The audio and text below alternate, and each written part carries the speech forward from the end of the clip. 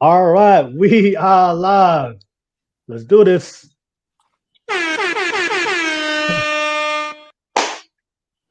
What's up, everybody? We are live. Welcome to another session of the Gov God Podcast. My name is Will. I'm the host of this show, the number one Polynesian podcast in the world.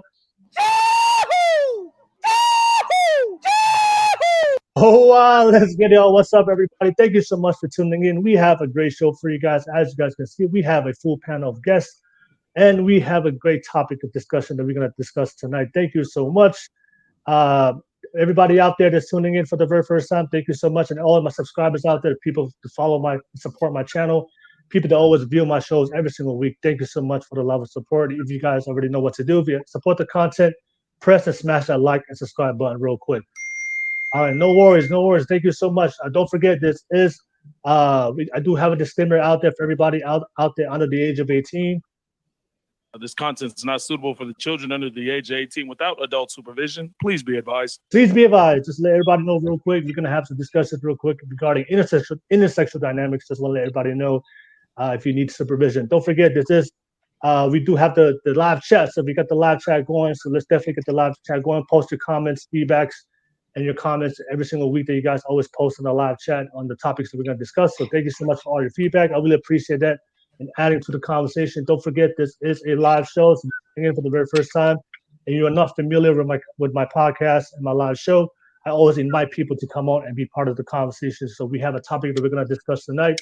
If you want to be part of the conversation, I'm going to post the public link on the live chat. On the live chat, I'm gonna pin it to the top of the screen.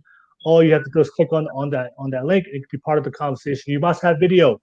Not only audio, but you also must have video to be part of the conversation. I know a couple of times, the last few weeks, people want to come on, but they don't want to have their video. So you got to have video in order to join the conversation. I know I have a lot of people out there that disagree with a lot of my views, but like I said, I invite you guys to come on. Whether you agree or disagree, let's have a conversation, and I invite you to be part of the conversation as well. Don't forget, we do have the super chat donations. Everybody out there that donate financially to my channel. Appreciate all the love and support you guys show me financially with your pockets. Every single amount of donation will be invested back into my podcast to give you guys better quality content getting my studio. So thank you so much. If you do want to post a super chat donation, the best way to do it is ask it through a question, ask it through a topic, so that way I can respond to you guys and also answer all your questions. So if you have a specific question topic that you guys want to ask the guests specifically, ask it through a super chat donation. I make it a priority. I'll put it on the screen, give you a shout out, and we'll also take some time on the live show to discuss what you guys want us to talk about. So thank you so much for the super chat donation. I appreciate all you guys. And like I said, thank you so much for everybody that always joins in weekly on my shows and tunes in and always drops a comment in the live chat. And first and foremost, I'll give a shout out to the panel of guests. And thank you so much for taking the time out of your busy days to be part of tonight's podcast and be part of this conversation. Much appreciation for all you guys. But real quick, let's get the show started. So let's get some introductions real quick. If you guys don't mind, you can do a quick intro for everybody out there that's listening in for the very first time on the live show. I'm gonna start with the ladies. Malia, go ahead and introduce yourself real quick. Hi everyone, my name is Malia, aka Boss Lady Bubba. I am tuning in from New Mexico, Albuquerque to be exact. And I'm just on here just to share my views and hopefully learn something from everyone else in the panel. But yeah, just here to have a good time. Right, no worries, no worries. Thank you, Malia, for being part of this conversation, and definitely appreciate your views. So thank you so much. I'll pass it on to Natasha. Natasha, real quick, go ahead and do a quick introduction real quick. Oh, you're on mute, Natasha. I'm on mute. Let me not act like I'm new here. Natasha from Northern California.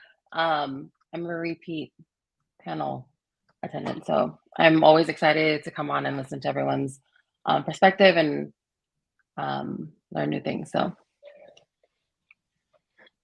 all right, no worries, no worries. Thank you so much, Natasha, for always taking the time to be part of this conversation, part of the podcast. I'll move it on to Rose. Rose, go ahead and introduce yourself real quick. Go ahead. Hello, Falava. My name is Rose Santagansi, and I live in Vegas, Nevada. This is my second time on here, so I'm excited. The first one was really awesome. And yeah, you can find me on Instagram at Hungry Someones. Nice to All right, no worries. meet all of you. So much, Rose, for being part of tonight's live show. And also, don't forget, she does have her own podcast. I'll definitely drop her a link on the description below. And make sure you guys, if you want to follow her and support her podcast as well. And last but not least, pass it on to Taniela. Taniela, go ahead and introduce yourself real quick. Yeah, malo lady, everyone is tuning in. I'm Taniela. If you're casual here and you've been watching, you'll probably see my face around.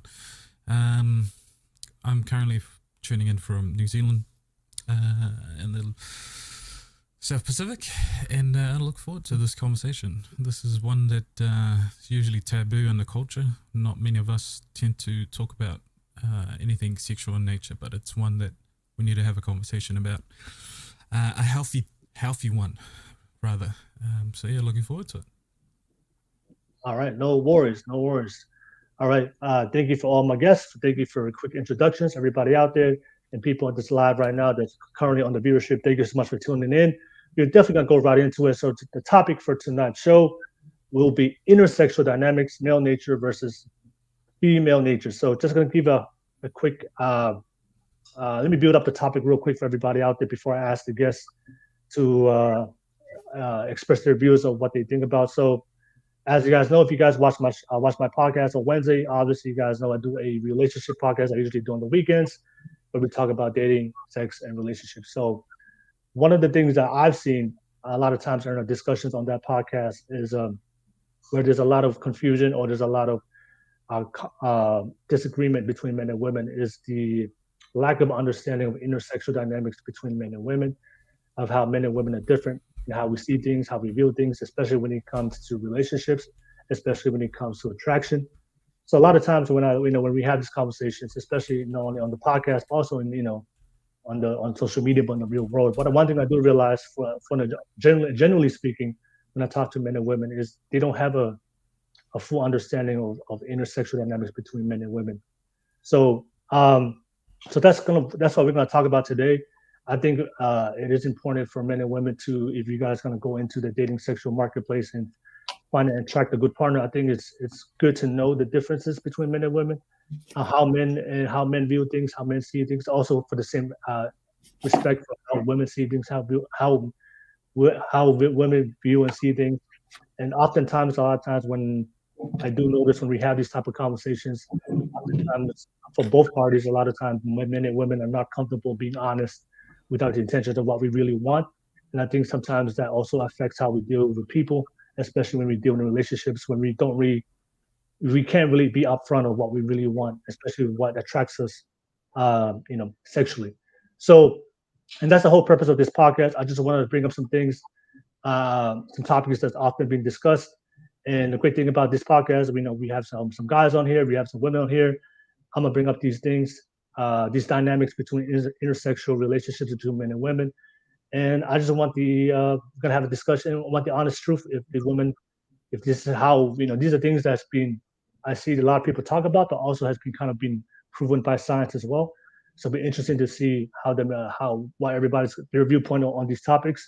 But I think it is important. I think it is important to have a basic understanding of what men want, how men see things, and also in the same respect what women want and how women see things. So just want to make everybody understand, if you're watching this right now, just understand that a lot of the things we're going to bring up, these are just general things, these are generalities. Obviously there's always the exceptions. So I just want to put it out there. So if you're the exception, if you're watching this right now, and we talk about these dynamics of what men and women want, and you say, that's not me, that's wrong. Like I said, there's always the exceptions. So if you have your own preferences, then that's you. But I just want to make sure we're all understanding that when I bring up these topics, to bring up these things, especially when I bring up the data and the scientific evidence, it's just majority, right? It's just majority. This is a majority of men and women, how they see things, what they're attracted to. So if you like something different, you like a tree, I don't know what you guys like, but maybe you're different. That's you. And like I said, do your thing. But just want to make sure there's always exceptions. I just want to make sure that just get that out the way. But yeah, definitely let me know what you guys think on the live chat. But so, ladies, so so the first thing I want to bring up, because this is something that I always see, and I want to ask the ladies, this is something that I always see, and I always have big conversations and big disagreements about between men and women, especially this dynamic. I want to ask the men and women, the women, real quick. Do you guys know what hypergamy is? No, I've never heard of it. Okay, never. So Rose never heard of it. Malia, have you heard of it? Hypergamy? Hypergamy, yeah. No. All right, so hypergamy is usually it's like the action of for women. It's like a female nature where it's the action of women when they marry up. So they only want to marry men in the same economic status or higher, right? So that's what hypergamy is. It's either you want to marry into a guy that has a superior socioeconomic status or education level, or you want to pursue or form a sexual relationship with a guy only with men with similar or higher socioeconomic status or educational status. So this is a conversation that I always have with a lot of men and women. A lot of times, I will have conversations with women, and the women would say, "I don't care about a man's a man's ability to make money." And I think I know me and Taniela always have conversations about men, and we always talk about with men, like, hey, as a man, if you want to attract a good mate and be responsible for the family, you have to bring value. And a lot of that value also comes with our financial ability to financially provide. A lot of times, I often talk to a lot of women, and the women would say, "Oh, I don't care about a man's ability to make money. I don't care about how much money he makes." And I disagree with that. I think women do care of it to a degree. I think at some point, long term, at some point, you will care about his ability to provide and protect you. But a lot of times, I think that's confusing for a lot of guys because oftentimes a lot of women would say, "Oh, I don't care about a guy's how much money he makes," and then men will be like, "You know what? Okay, I don't need to make money. I don't have to be ambitious. Oh, that's okay. Then I don't have to do that." But then they would go in a relationship with the woman, and then maybe she gets pregnant, something happens, and then she asks him to make money, to step up, be more responsible. And then the guy's like, "Wait, like I'm confused here. So what do you really want?" So I think this is a type of conversation to be like really, really honest for men to understand. I think for a lot of guys, like the thing that we always talk about is like you have to be able to have some kind of ability to provide and protect your family. And I think that a lot of guys think they don't have to do that because we live in modern times. But I do believe for a lot of women, you do care about. And of course, a lot of women, I think for a lot of women, they are afraid to say they care about a guy's status or how much money he makes because there's a stigma to it because you'll be labeled as a gold digger if you say that out loud. But for me, I don't have a problem with women saying they want a guy that makes more money because it just makes logical sense. Because if you do happen to get pregnant, you have kids, then you can rely on a guy that can take care of you financially. So I don't have a problem with women saying they want to be with a guy that makes more money or that's one of their preferences because biologically it just makes sense for me. But we live in a time where if you say that out loud, then oftentimes society has a stigma towards it. But that's why a lot of these conversations never. Well, that's why I think I notice a lot of times where people can't have these honest conversations. So, but yeah, I want to bring that up. For the ladies, I want to ask the ladies real quick, and then I want to ask the fellas as well, Taniela. Like, does a guy's ability to make money does it matter to a degree? Like that he had, or like I said, do you prefer to be with guys in the same level as you, or higher, or it does not matter at all? But I think the science is there. I think it's like I said that there's a biological reason why you want to do that as a woman. But for everybody that's watching this right now, like, do you think it matters or it doesn't matter at all? And how do you guys really view it and feel about it? And I want to open up with that.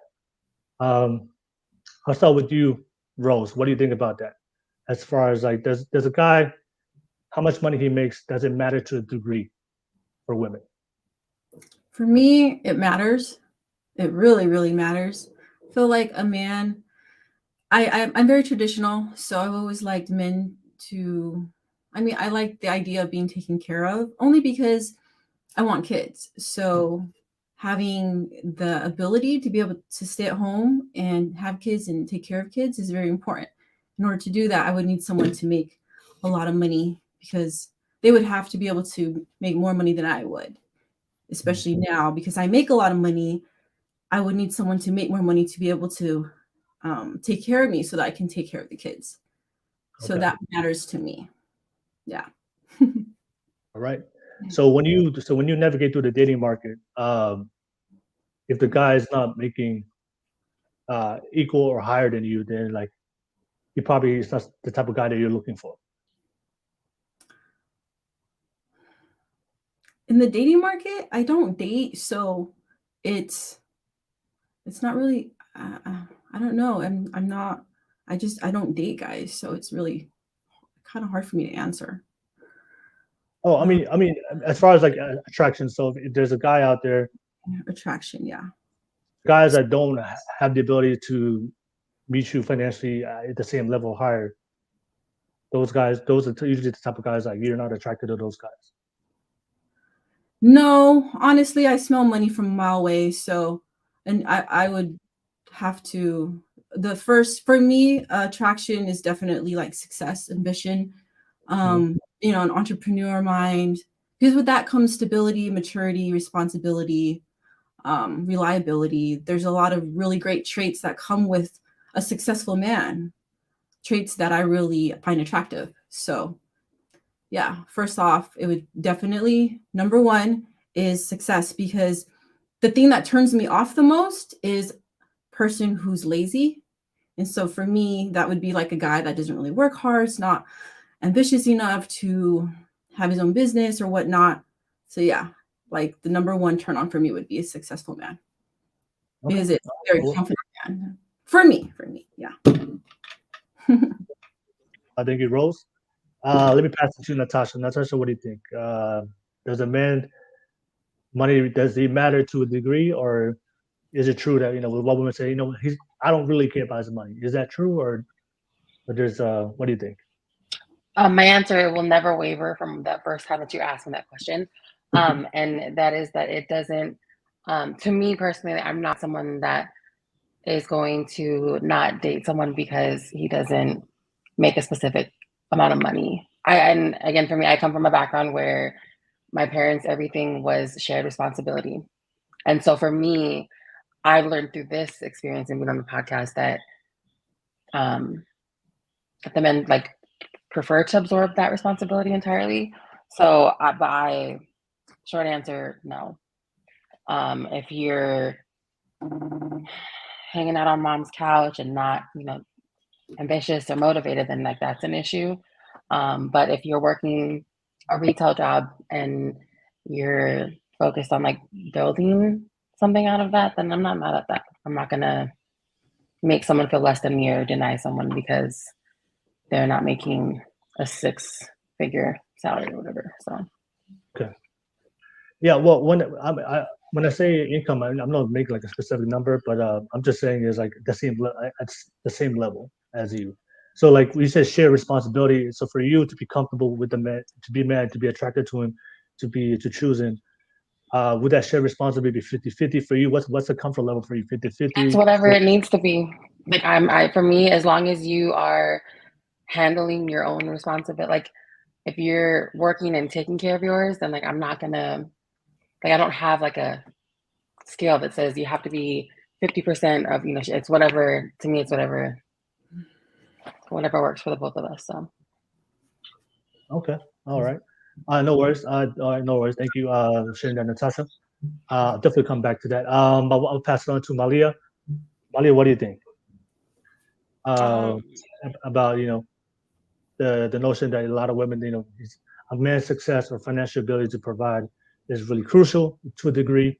They usually, a lot of women, they prefer the same level higher, or does it not matter at all? I think it depends. I think everyone has their own personal preference. I think I think it just depends. Like for a woman who is not so independent, who doesn't really know how to take care of themselves, who is dependent, I think it would be easier for them to look for someone who does make more money than them versus someone who is independent, who can financially take care of themselves. Me personally, I don't. That's not like a icebreaker for me, but I would prefer to have someone that is willing to work. I can't date someone who's like not planning on working forever. But if they are, like Natasha said, if they are working a retail job or they do have goals on growing, then I can't knock that. But if they're just fucking sitting around drinking and smoking and not doing shit every day, then that's some bum shit. Like I can't fuck with you like that. But I think with a lot of women, it's instilled in us as little girls to be like, oh, we need a hard, strong working man. But in reality, especially I feel like within the Polynesian community, a lot of times, a lot of the women, we carry a lot of weight. We do a lot, we take roles, we take on roles as like parents, and we I feel like we do a lot more. And so because of that, it kind of gives us that independence, like, if he ain't got it, I got it. I can do it on my own. So I think a lot of that plays into factor as well. But I think in general, if it's a woman who can't fend for herself, then yeah, most likely she's gonna look for someone who can take care of her and their future family. So that's just my view on it. All right, no worries. Thank you, Malia. Appreciate that. Um, I'm gonna pass it on to Taniela. Taniela, what do you think? Based on what the ladies have shared, based on what you know, and I know we have our conversation about that also, and you know the science and the data. So, what do you think about hypergamy, and then also what a lot of the women shared right now? What do you think? Yeah, so women's nature in terms of hypergamy makes a lot of sense to me as a man, right? In the sense that if you're earning a certain amount of money and you as a woman is looking for a potential long-term partner, you would want to match or higher. And the reason for that is, and ladies, do correct me if I'm wrong, what's your spending habits like? Do you have savings? Do the women in your life tend to have savings, or do they tend to invest, or are their spending habit matches their earning?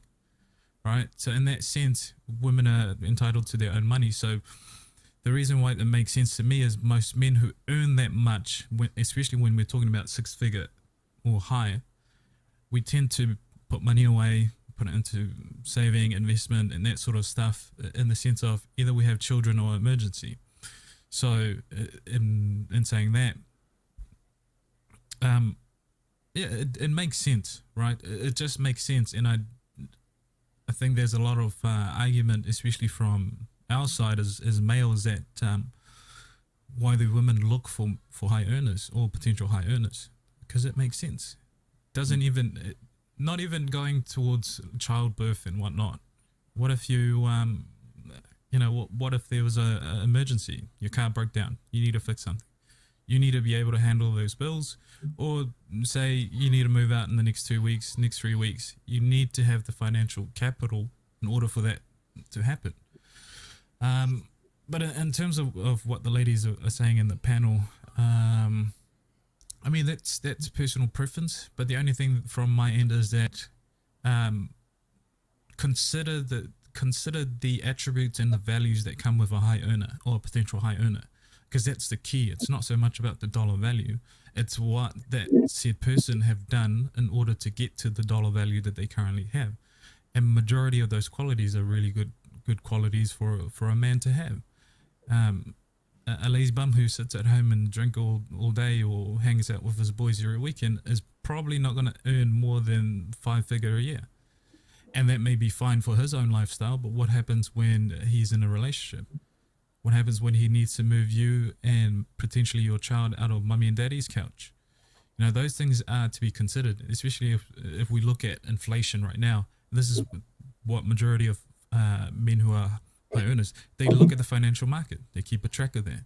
And not only that, they put financial plans together. So although it may be all nice and well to consider the nice guy who, says all the right things and treat you right, but sits at home when he's not with you and do fuck all essentially all week, although he may be the nice guy, but what's he doing in terms of long-term plans and future planning? Is he ever planning to move out? Has he given himself a time frame? What's his living condition and that sort of thing? So I mean, I can understand based on the answers that that some women may give of why that might not be a criteria when they look for men, but also at the same time, think about it logically. It's your future as a woman, right? So, worst case scenario, if you were out of a job, would you want the financial security of a man to be able to carry you through those stages, whether you're strong, independent or not? Like, that guarantee of security is one that should be considered at all times. So, all right, no worries. Thank you, Daniela. I kind of want to push back a little bit to Natasha and Malia, because I think that's one of the problems. I do think that's why a lot of men have issues when they go into relationships. Because I know Natasha, and I respect your what you guys shared, and I know that's your experience.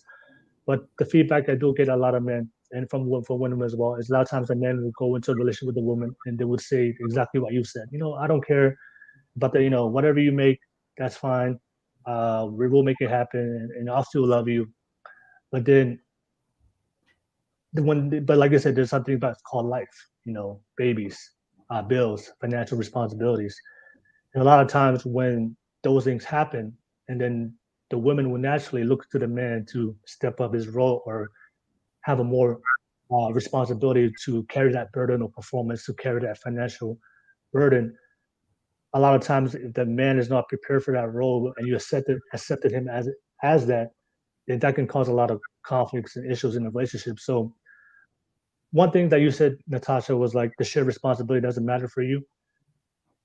I think I want to ask a more specific question. Where is it that line? I mean, I know I heard a lot of women say that, but I think that there has to be some kind of line, whether it's 50-50, 60-40. It can't be 90-10. If say there's a guy you met and he has his job, he's doing what he's supposed to do, but he can only carry 10% of his financial responsibility, and you carry 90%. I think long term, if women we're honest, they're like, I wouldn't want to carry financial responsible 90% of all the financial responsibility, like long term. I think there has, because I think, because like I said, whatever you say here, like a lot of times, whatever a woman would say, men will hear it, and then they'll just adjust to that, and then we're gonna pursue that, and they're gonna come to you with whatever you ask about. I think for me is like, for women, I think it's important for women to say, hey, I have high standards in my ability. I'm looking for a guy that's similar or higher, because what Daniela explained, what I explained, it makes sense, right? It's biological. It happens. You have children, you can rely on him. But for a lot of times, a lot of women will say, it's all, I don't need you to make that much money. And then when situations happen in life and you look for the man to carry that responsibility, the guy's like, wait, I thought like you were okay with me making 20% or 30% or 40%. Like, why are you asking me to step up into this burden to carry the more responsibility?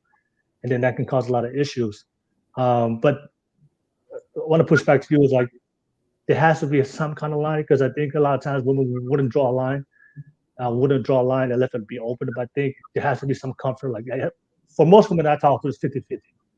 But I want to ask you, do you have I know you didn't mention it, but you can't. I know you didn't agree with the 50-50, but I definitely know you won't agree with 99-1 or 90-10. There has to be some kind of comfort for you to have confidence in your man, because you did mention to say that as though even though you didn't care about it, but you didn't want a lazy guy. So you still want a guy that's ambitious, that's hardworking.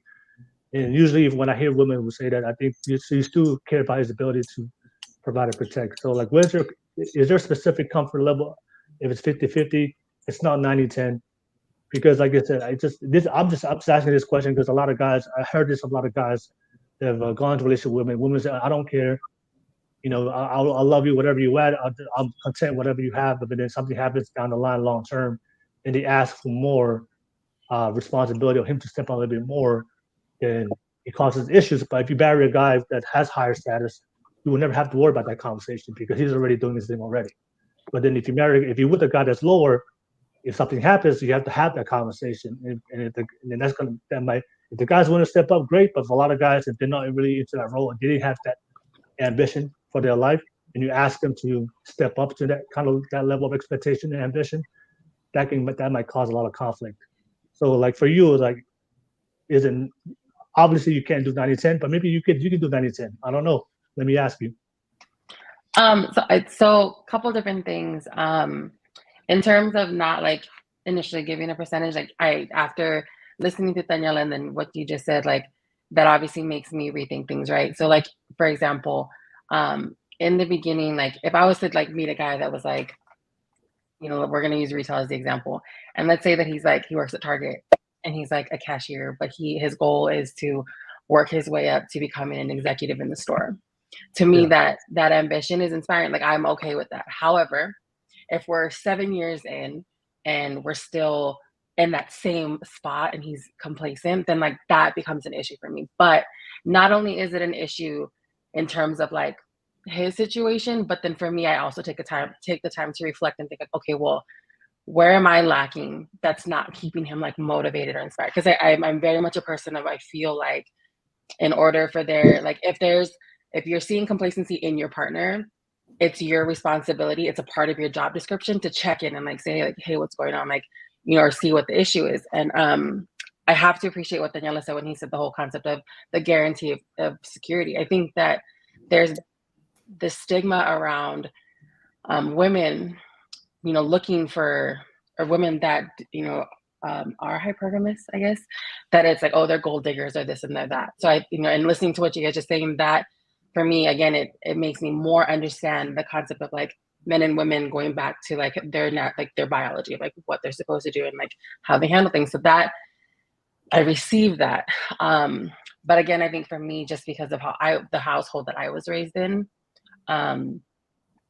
when things got tough, like my mom, you know, like stepped in and like, you know, and then helped him out. And I think for Polynesian women specifically, like there's a lot of us, whether it's trauma that we've experienced or, you know, family responsibilities, we don't get to choose or deny that masculine energy.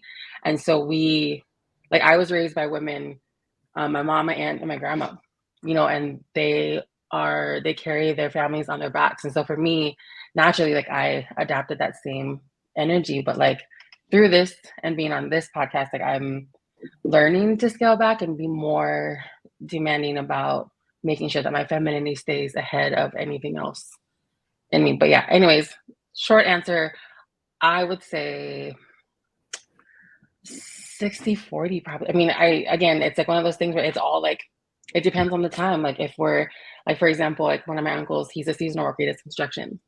So there's certain times of the year, depending upon the weather, when he's not working. And my aunt just picks up the slack and doesn't make him feel any type of way about it, you know? So that I understand. But if I am dating someone who's complacent, you know, then that's obviously something we'll talk about. So. All right. So, okay. So 60-40 with the ability to grow into 90 to 100. Okay. Yeah. All right. No worries. Okay. All right. Thank you, Natasha. I know, Taniela, you wanted to follow up. Go ahead, Taniela. Yeah, this is more towards the men, right? Even if you're not earning above six figure, if you're planning to get into a long-term relationship, that's the long-term goal, and you're adamant that you want to get into a relationship, the first 6 months you should be planning of that relationship, I should say. This is after dating, figuring out that this is the woman that you want to end up with. Now you've made the decision, okay, I'm going to be in a relationship with this, you know, with this woman. For the next 6 to 12 months, it should be your plan to upskill so that the following 12 months you can take on the responsibility 100%. That should be a goal of yours to make, regardless of whatever your partner's earning. Don't matter. That should be a plan, because things usually happens, especially with kids. Not only that, the reason why I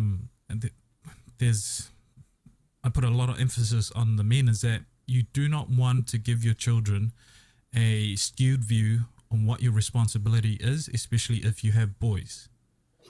When you don't plan for those things and your boys start seeing, you know, your partner jumping into the role, taking on that full time, and you don't complement that in other ways, you're giving your children skewed view on how a household should be in the future. And it's not a bad thing in the sense, but it's not optimized for, say, when the woman is taking care of the financial burden full time for a very long time, that creates a lot of stress on the family, especially in the relationship dynamic. So by you not planning at all and you get to that situation, what happens is we're giving an example to our children that it's all right to slack off. It's all right to lean on the woman. Not knowing that there are supplementary skills, if that was the case, say COVID's come in and that was the dynamic, essentially we're skewing the views, right, of kids. So that's why it's extremely important for any man who wants a long-term relationship, take up your responsibility. Not only that, you are going to be the metric for your children, especially your sons, if you have sons. Be the metric, be a good one, instead of giving them too many options, because we're too simple. Boys see two things going all at once, then we don't set them up with a good foundation. So that's what I want to add up on the women, but also have those conversations. If you're dating, have those conversations with the potential man that's going to come into your life. What's your plan, long-term wise? You know, if this is the relationship you want, do you want to move into your own place? Where do you want to move into? Have you looked at the financial market in that area? What's the rent going to cost? If I become pregnant within the next 6 months or so, do you think you'll be able to handle that financially for the next 4 years? Because that's the most important part of pregnancy and childbirth. And it may sound, harsh, but we're men. That's a responsibility that we need to take on. So be prepared for it. Yeah. No, thank you for bringing that up, Taniela, especially with the family aspect, especially with the children, with the boys. But also, I know it may sound harsh, but if you look at the statistics in America, majority of the divorces are because of finances. So obviously, there's a problem of the ability for a guy to be able to provide. If he was capable, I mean, there wouldn't be the reasoning as we see the statistics. It wouldn't be finances. So obviously, there's a big problem out there. I do Fatty, shout out for Fatty real quick, had a super chat donation. Thank you, Fatty. I know Fatty asked, he want to ask the ladies, can they chill every day if they rich already? So if you find a guy that he already has money, he is up there 100% take over to pay all your bills, but he's lazy. He just chill. He just chills every single day. Is that still attractive to you? I'm gonna ask the ladies real quick. Go ahead, Rose. The guy got money, but he's not ambitious. He has money. So like a trust fund baby, no, not attracted to that because they're not going to have the traits. Money has to come with the traits, the characteristics, the ambition, the motivation, the entrepreneurship, all of it. So yeah. All right, no worries. Thank you, Rose. Natasha, guy got bread, but he got no ambition. What do you think? No thanks. I am very much I like a bankroll is cool, but again, it's like Daniela said, if it's not just about his bankroll, but it's about his character, and for me, I've always very much been someone that when I'm entering in a relationship, it's like all in, right? Like I think about not just the moment. I am very much a long-term thinker, and it's not just, is this someone that I can bring home, but is it someone that I can see raising my son? Because for me, I'm very much someone where I will be the mom to like do the nurturing things when it comes to like taking care of my son, but like when it comes to teaching him to be a man and like the intuitions, like I expect that to come from his dad. And if he's not a man, then I can look at him and be like, yeah, then no, I don't care how much money you make, like quality over quantity, Okay. All right, no worries. Malia, same thing. We got all the money, but no ambition. What do you think? You're getting robbed fucking with me. I'm just kidding. You We get love robbed. honesty. No, because I think, just being like having money but not wanting to do anything, just being lazy every day, there's just no life in that. And not only that, I honestly believe like when you don't have goals in life, I feel like you eventually die, like not setting yourself up.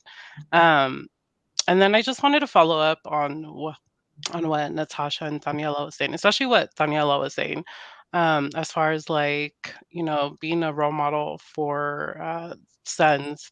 Um, like, even though I'm not really super traditional, I do still believe in like the family system, and I do believe that sons do need a male figure to show them how to be a man. And a lot of times, especially like in the Tongan community, um, I do see where there is that issue as far as like the women taking on the financial role, or when you look at a family and like you think of like financial responsibility, you think of like that's the breadwinner, that's the head of the house, that's the person that makes the decisions. So when I see that dynamics with a lot of Tongan families, a lot of times like the kids disrespect their dads, or they don't respect their dads, they listen to the mom, they look at their dads like they're their siblings. But I mean, it's sad. I mean, it's funny, but it's sad because I see that a lot, and I totally agree with Daniela. I think um, with every household, little boys they need strong men to show them how to carry themselves. Um, but but yeah, that's where I stand on that. As far as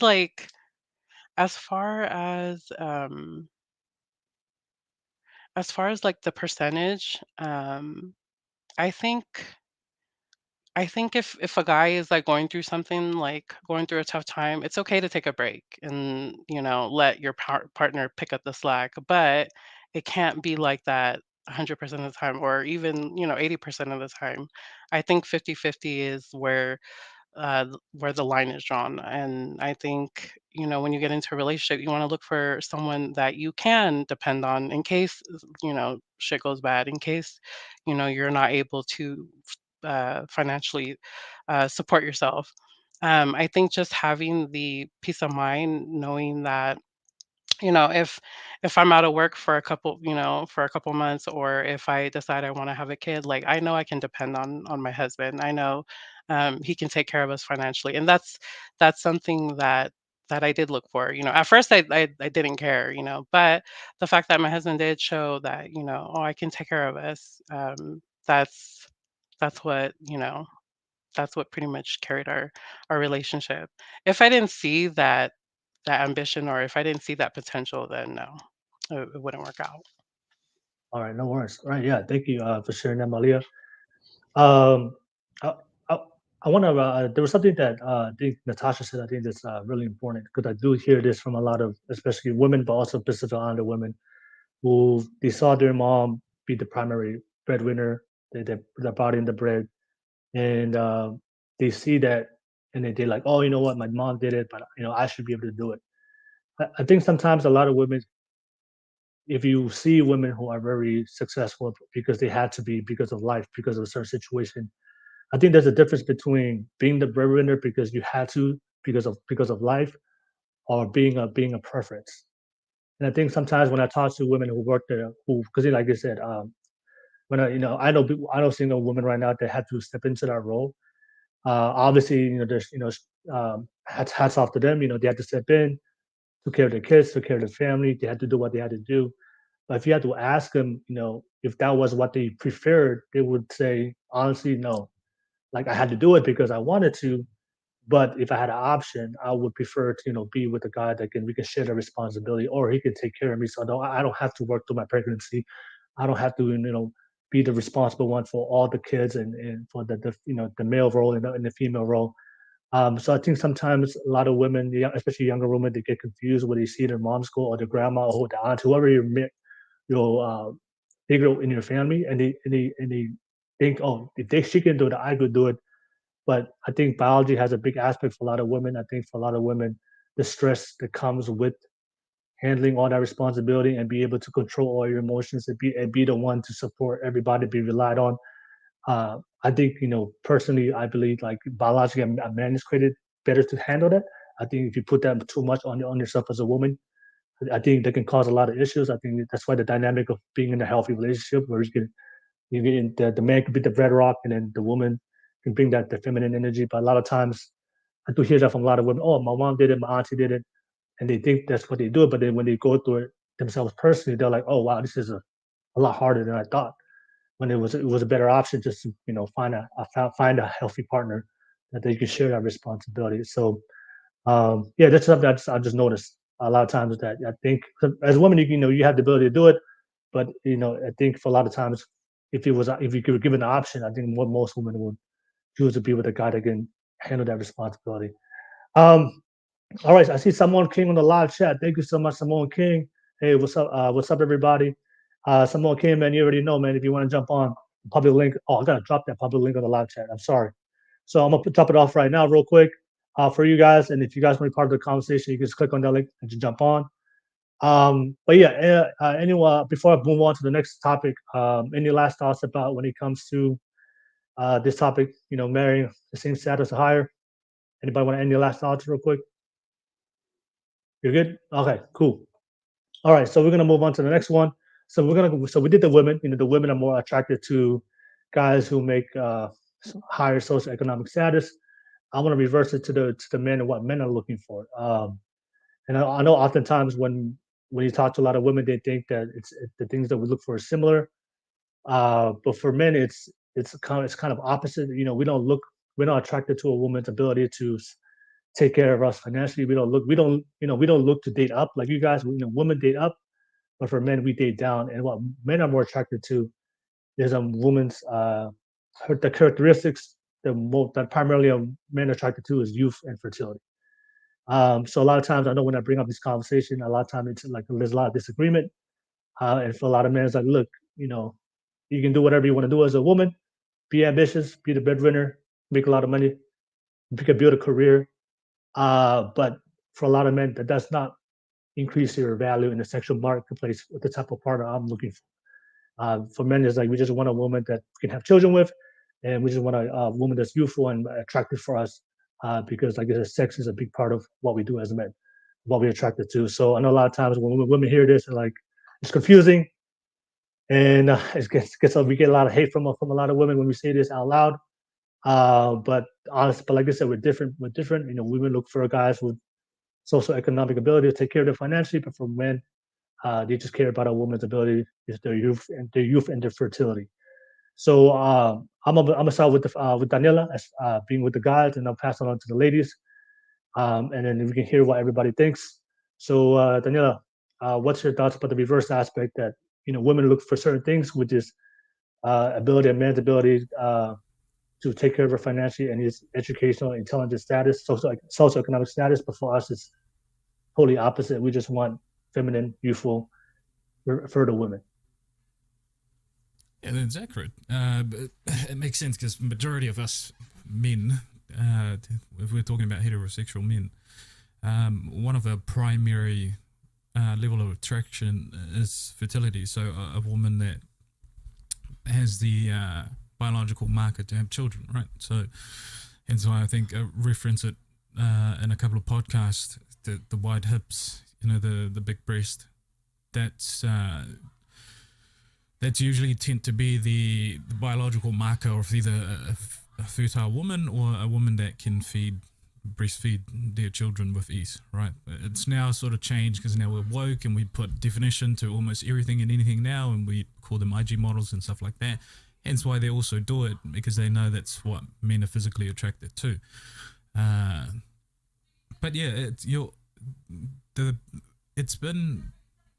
narrative has been spread to women, especially by other women, that the more successful you are, the highly likely you are to find success in a relationship, which is not. It's counterintuitive to your own ability to maintain a relationship. Oftentimes that's problematic in the sense that in order for anyone to be successful in any sort of career progression, you have to be real combative and disagreeable. So that means that when your boss tells you they're going to pay you $21 an hour, for you as an ambitious person, you're going to argue, no, you're going to pay me $22, or you're going to make some negotiation in that arena.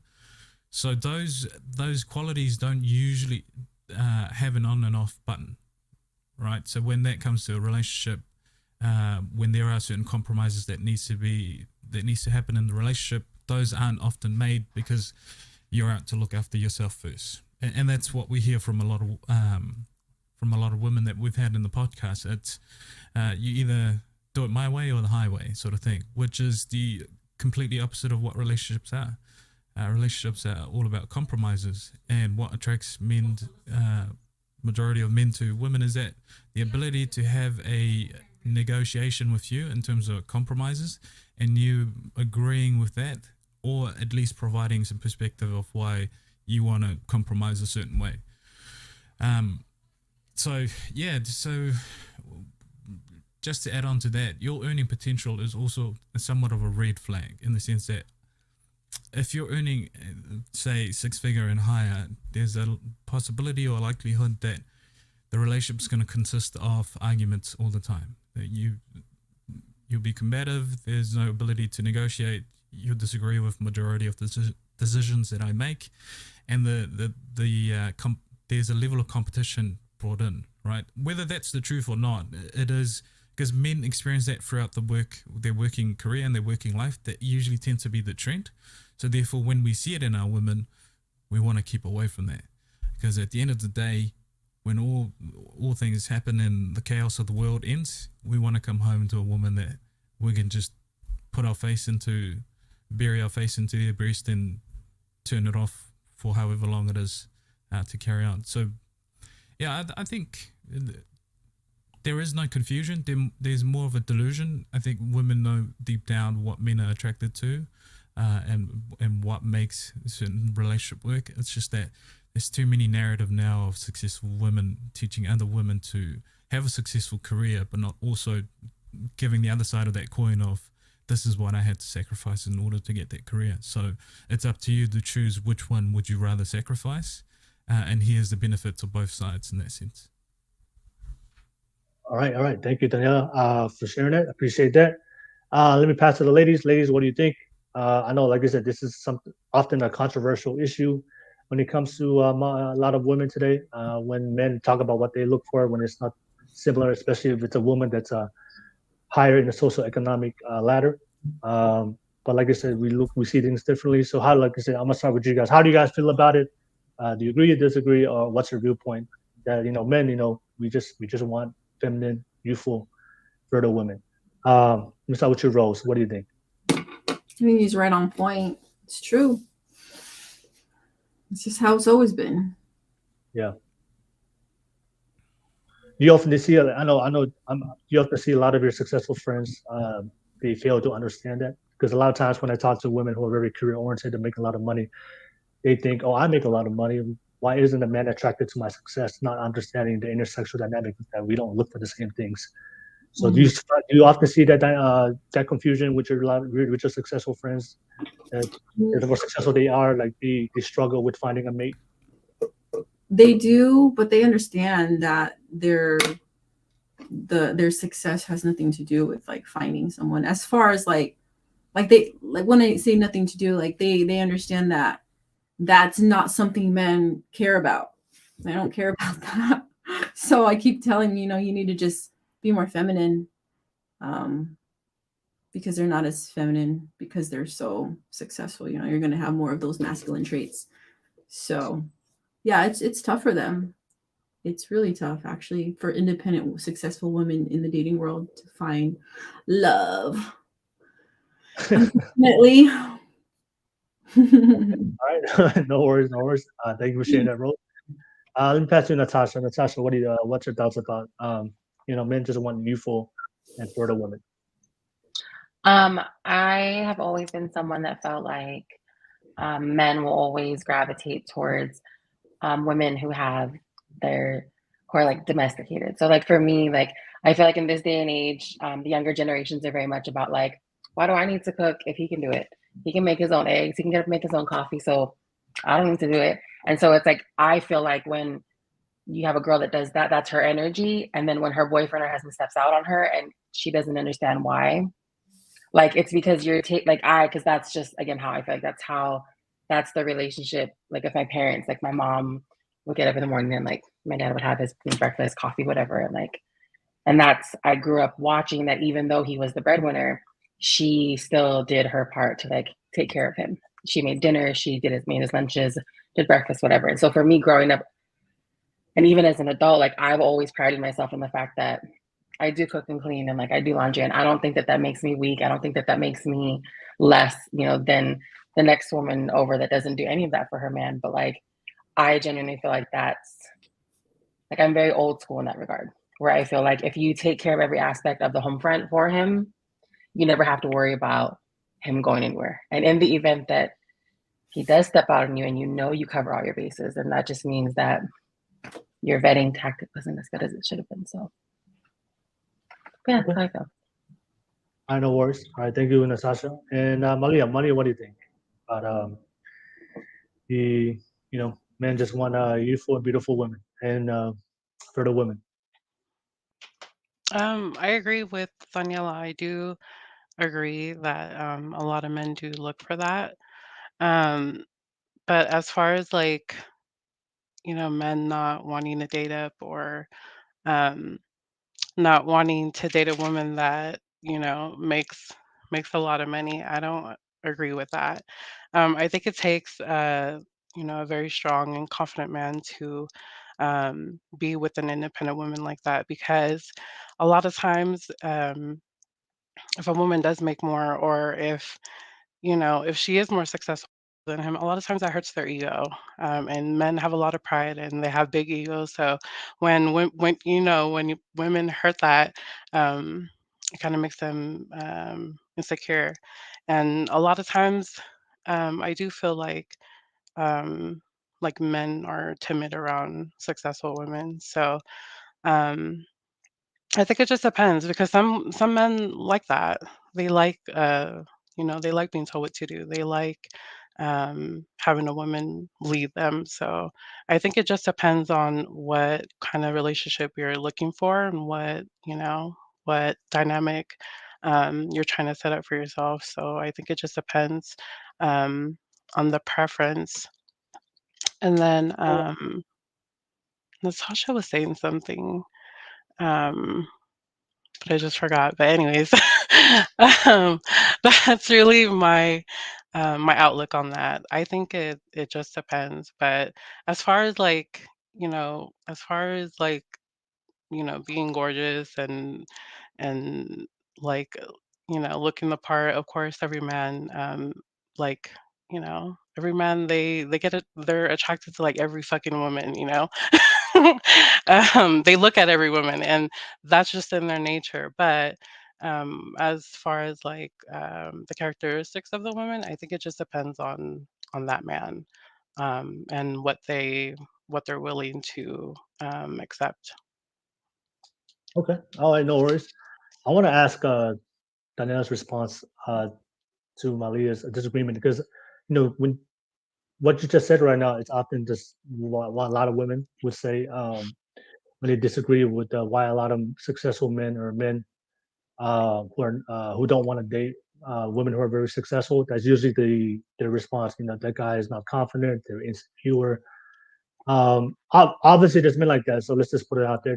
There's obviously guys out there that they're insecure. That hurts their ego. But Malia, let me ask you this. So if there's a woman that's very successful and there's a guy in the same level as her, or maybe even higher, that reached the same level of success. So obviously they're both successful. They have to achieve a certain level of confidence to get to that level. Or even if the guy is higher, obviously, if it's higher, that means he has a great confidence. So wouldn't it be safe to say that it has nothing to do with the confidence issue? I think so. When I said successful, I meant like if they're making more than him. A lot of times, men will take that as like a hit to their ego. And I think a lot of times men are timid around successful women, especially when they feel like they're not equal to them or they don't match up to them. Okay. All right. In other words, but that's why we brought it up. That's why we're having this conversation, right? It's we men just care about youth and fertility, so it's not really much of a. It's not our egos that don't get hurt at all if a woman's more I think successful. youth and fertility is a part of it, but that's not the main thing. You know what I mean? I think it depends, but I think youth and fertility, of course, that's a part of it. A lot of times, men want a family in the future, eventually, after their prime years. But I don't think that's the main thing. or that's like a icebreaker. But that's just my point of view.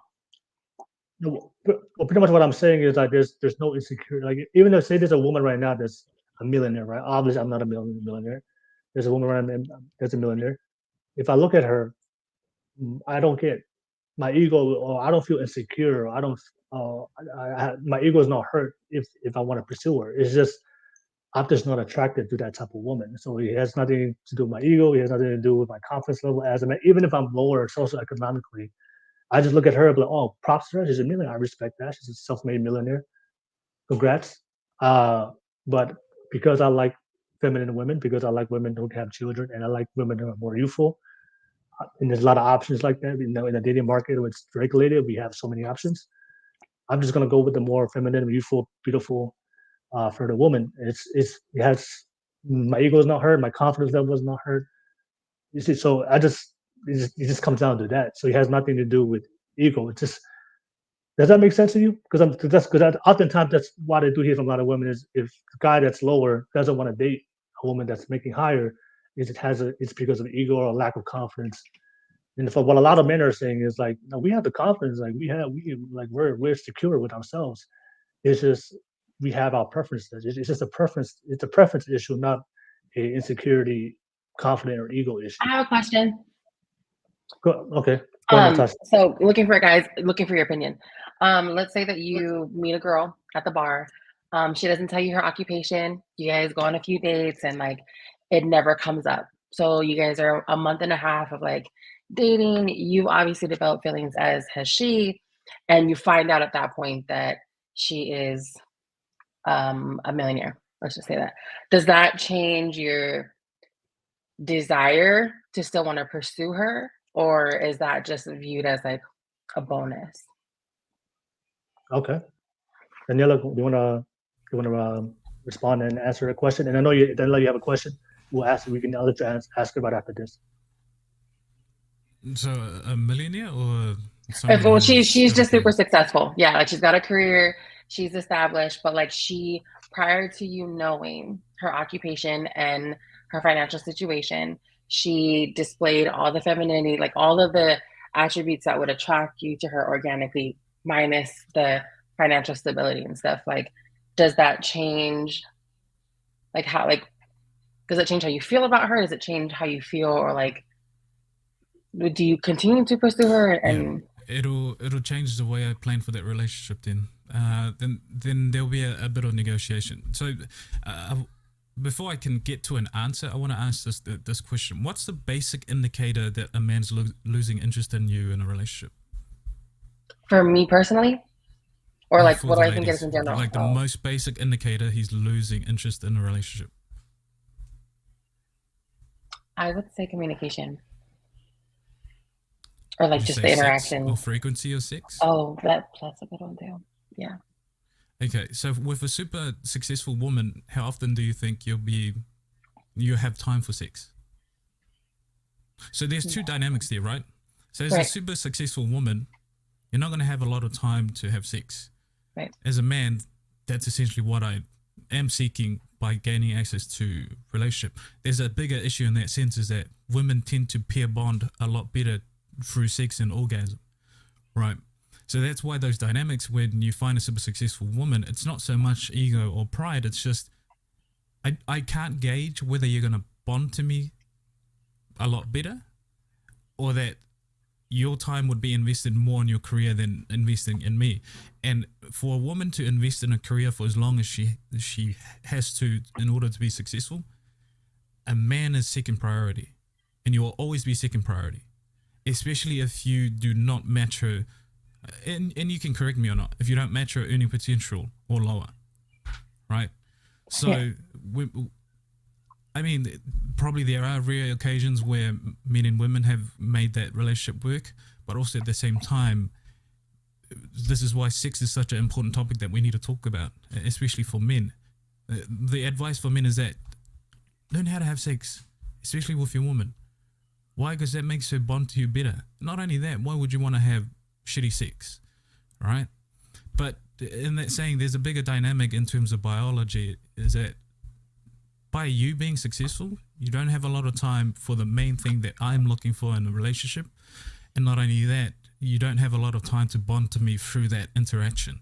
So it'll definitely change in terms of my approach. I'll be more hesitant to get into a long-term relationship, but then I'll try and negotiate and see, okay, do you ever see a potential for you to maybe lower your career expectation, and I'll build mine, in the next let's say the next 12 months, I'll aim to earn more than you slow down so that dynamic can work. If the answer is no, then it won't work. And regardless of whatever other issues, I just know that dynamic won't work. Because you won't have time. No, and I agree that just because like initially when you were first talking and reflecting and looking back at like my circle of people who I have a handful of women who are successful and their career supersedes their husband and their relationships are not cohesive. Like there is definitely that break in that. And it's like you said, because they're too busy. And then, it's like they have kids. And so they're not really, he's not getting what he needs. And so I receive that and I understand that. And I think for me, like just, I appreciate everything you say because it takes everything back to the basics and it makes it feel like it's because I think that women get so like hard up about that where it's like it's not about the sex and I think it's important. I think especially culturally too to have the conversation. So I appreciate you because I again genuine question because it's like at that point like what do you do? Like if you acknowledge you've had feelings and now she tells you this, so I understand now. Oh, okay. I'll pass it to Malia. Go ahead. Yeah, just a little add-on. The communication part is a big part of the things that I talk to people about, especially men. I think I mentioned this to Will. Communications is such an onion in terms of what we can achieve with it. For any man looking to gain any sort of success, whether that's dating or their own career, learn to negotiate because those skills are transferable. But yeah, just think of it in that matter. It's not so much ego in the sense. Just the basics. Would you have time to invest in the relationship? And are you willing to step down from your career and not just do that willy-nilly because you found a man? Negotiate with the man. I'm willing to step down. Are you willing to step up? Right? Within the next 6 to 12 months, are you willing to match or gain, higher earner? And it's crazy because I feel like women that have careers, like if a man was to say that to them, they would be like, what? Like, no, never. I think that is like one of the most romantic things that a man could ever say. Right. Facts. Where it's like for him to say like, hey, like I want to be given the opportunity to get my ducks in a row so I can take care of you. Like, what? Say less. Like, I'm not saying I'm but I appreciate that. Like I think for me, that's like a total ideal situation. And where I feel like some women would be like, no, that don't try to control me or tell me what to do. So you can, it's not about that. And I'm having aha moments of relearning and unlearning things in my head. So I appreciate your insight. All right. No worries. Pass on to Malia. Malia, I know you wanted to follow up. Go ahead, Malia. Yeah, I wanted to follow up just because I do agree. I do agree with what some of Taniela is saying, as far as like how the importance of sex.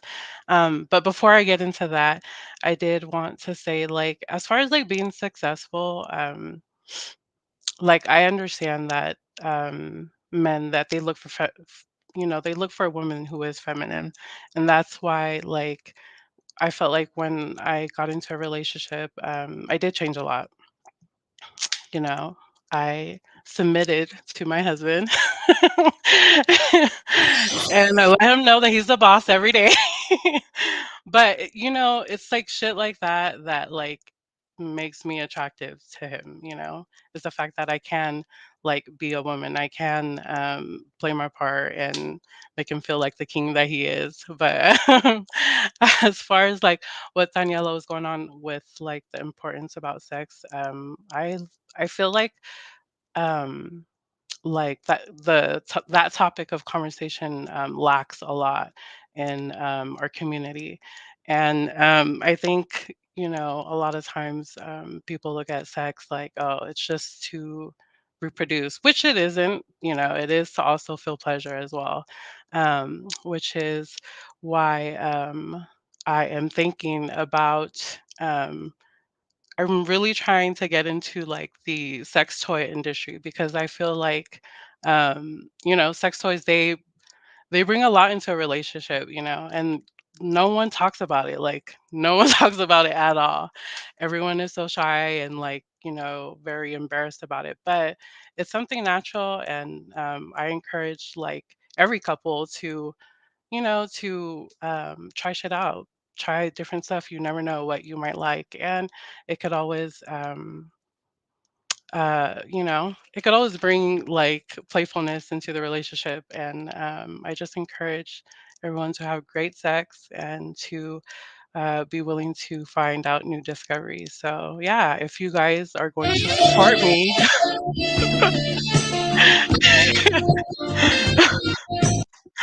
so please support me if I do, start my own line of sex toys. I'm gonna need y'all to support me. So yeah, that's what I wanted to add on.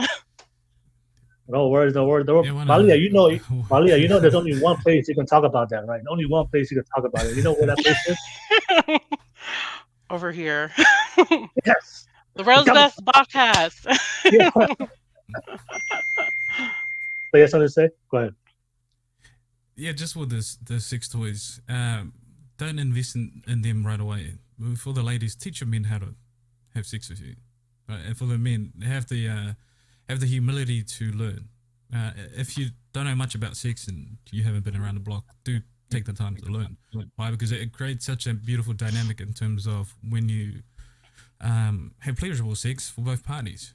But it shouldn't be a means to seek it out first. Why? Because as a partner, you should learn to pleasure your husband or your wife naturally. But yeah, it should be an add-on to the fun and excitement of the sexual dynamic in the relationship. But yeah, explore your sexuality as a couple. It only benefits you. No worries. Thank you, Taniela. And before I pass it to our new guest that just joined on, I just want to share my piece to what Natasha said. If I happen to meet a woman and we hit it off, everything was good, but then I found out later she was very successful, how would that work? For me, it would probably be the same thing. What Taniela said is, for me, is like pretty much I already know what type of family I want to lead, what the type of family I want to build. And I would ask her questions like, when does she want to have kids? Who's going to raise the kids? Having sex, spending time with each other. So I think one of the biggest things that we always talk about in our men's podcast is, a woman's traits and a man's traits to complement each other. So usually a more healthy relationship is when our traits complement each other. But when our traits go against each other, that's when a lot of issues and arguments and disagreements. So if we're gonna have issues when we're about having kids, who's gonna raise the kids, spending time having sex, and based on what she provides, the type of answers she provides me, that I know for a fact that that's going to be an issue with me. And I don't just see our lifestyles don't complement each other. It's just going to be against each other. For me, I already know there's going to be too much issues. So then, like I said, I probably just have to change. Probably, like I said, I'll be upfront with her, let her know it's probably not going to work out. We can still have our fun, but long term, it's not going to work out because I can just see already that what she wants out of the life and what I want out of the life, the type of family I want to build, and the things I want it's not going to be better. It's not going to be beneficial.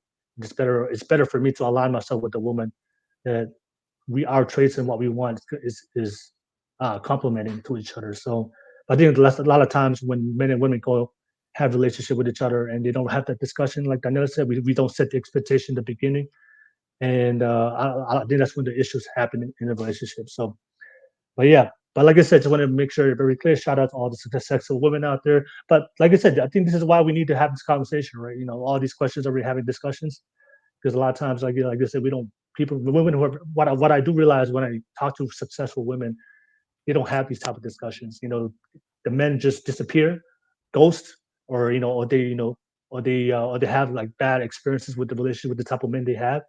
And then, what they start doing is they start labeling the men, they're insecure, men have ego problems, they're not confident, they don't want to, they don't want independent women, which is totally not the case. But that's why these open discussions is important to understand that intersexual dynamics that we just look for different things. And if you understand the basic knowledge of that, I think it's much easier to navigate, especially if you're going to go into the dating world. But nevertheless, I also want to pass on to our new guys real quick. Thank you so much for jumping on. Samoan King. Trying to see Samoan King and Fatty.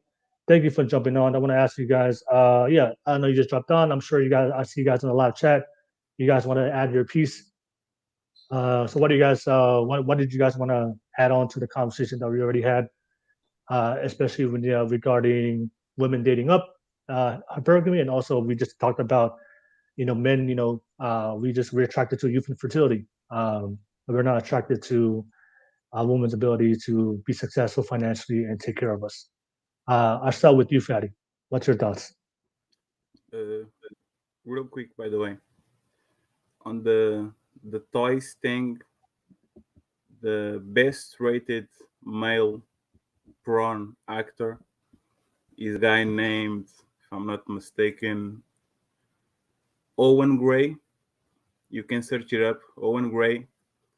And he usually uses a toy with him. It's like a lightsaber, by the way. Like he all his scenes are with a toy. So usually you get bad information on those sites, but that guy is a teacher, by the way. If you want to learn how to use toys in bed, he is realistic and he uses it for like a compliment. He goes to war, he never goes without his sword. So if you want to look it up, you can do it.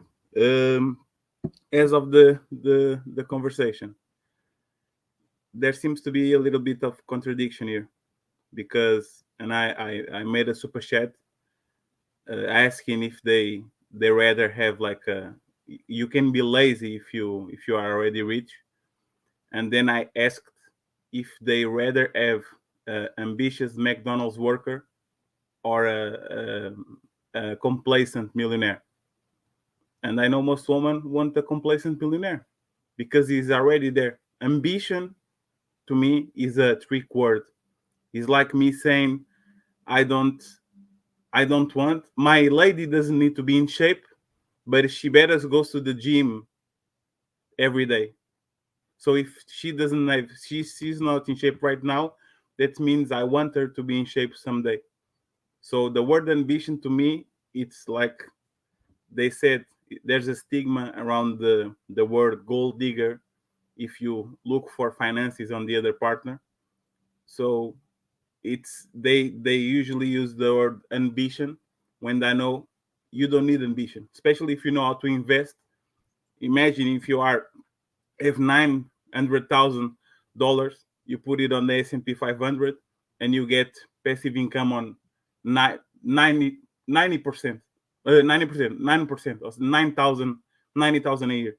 So, or if I buy a building and I have it rented 7 or 8 houses, and I'm getting passive income, and I can be a stay-at-home dad and take care of my business, most women rather have that. So, to be honest, I think that's not true. I agree at certain points that you want the traits that come with making money, but to be honest, most women don't care where the money comes from. That's why they have a lot of them, like drug dealers, like scammers, guys that make fast money, because they want a lifestyle. They usually don't want the work that's come with it. So that's my opinion on that. And I'm here to listen. But the ambitious part, to be honest, to me is a trick word for saying if you don't make money now, make money later. Because a guy that is worth the minimum wage, that is super ambitious, is not going to have more money. He's not going to have more woman than the trust fund millionaire baby that has a mansion and a Ferrari in front of his house. We all know that. So no, let's not go there. Okay. All right. No worries. All right. Thank you for sharing your piece, Fatty. CT's up. CT's up on the live chat. What's up, y'all? Keep up the great work. Keep the conversation going. Shout out to T's up, man. Thank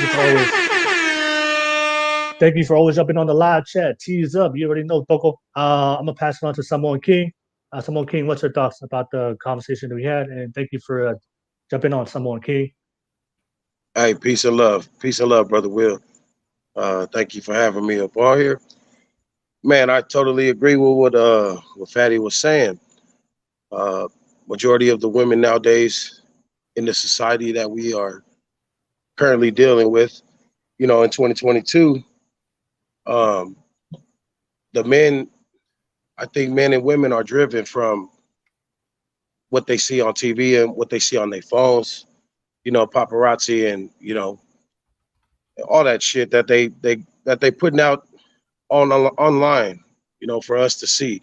So a lot of men, I totally agree with what Fatty was saying, that women would rather have a man that's already rich and lazy from an ambitious brother that's works at McDonald's.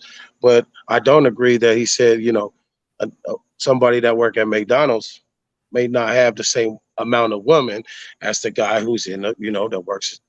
That's a millionaire already. This guy, what I'm saying, I don't agree on that part. But I'm just I'm here to listen to. I'm here to just throw my opinions here and there. It's a pleasure to be here, Brother Will. Man, but what I believe in. I believe without a good woman, you can't be a good man. You can't be a great man. You need to find that one. I think it takes a woman to change the man's mind and the narrative, the way he was raised up, because it takes a woman to turn to actually teach a man certain things that he probably he can't get from another man, his brother that he grew up with. But if he find himself a good woman, because I found me a good woman too, and it took me off. I threw my boots up on the wire. I'm already done. I'm done with that lifestyle now. But I'm just saying it takes a good woman to actually help a man get to where he needs to get to, despite the bag, don't matter how much he make, no matter how much she make. But I truly believe, I think it's the women. I think the man just got to find that right one, and then it's over. Then you good. Y'all can build together. You know what I'm saying? As long as y'all at the common ground, y'all feel the same vibe, same energy, shit, y'all can go to the moon. That's just my opinion, because that's what I'm doing. You know what I'm saying? But go ahead, man. Appreciate everybody on the panel. Peace and love to the family. Let's go. Stay blessed. Let's get it. All right, no worries. All right, thank you, Samoan King, man. Always, like always, I always appreciate your feedback. Oos, thank you for jumping on. Before we move on to the next topic, I do want to ask the ladies, because the men did bring it up, and they kind of disagreed with what you guys said. Obviously, you guys have probably the exception. You guys, it doesn't matter for you. But I want to ask you, ladies, when you observe the general dating, most women, right? When you observe most women, because there's a saying that we always talk about men when it comes to a lot of the modern women.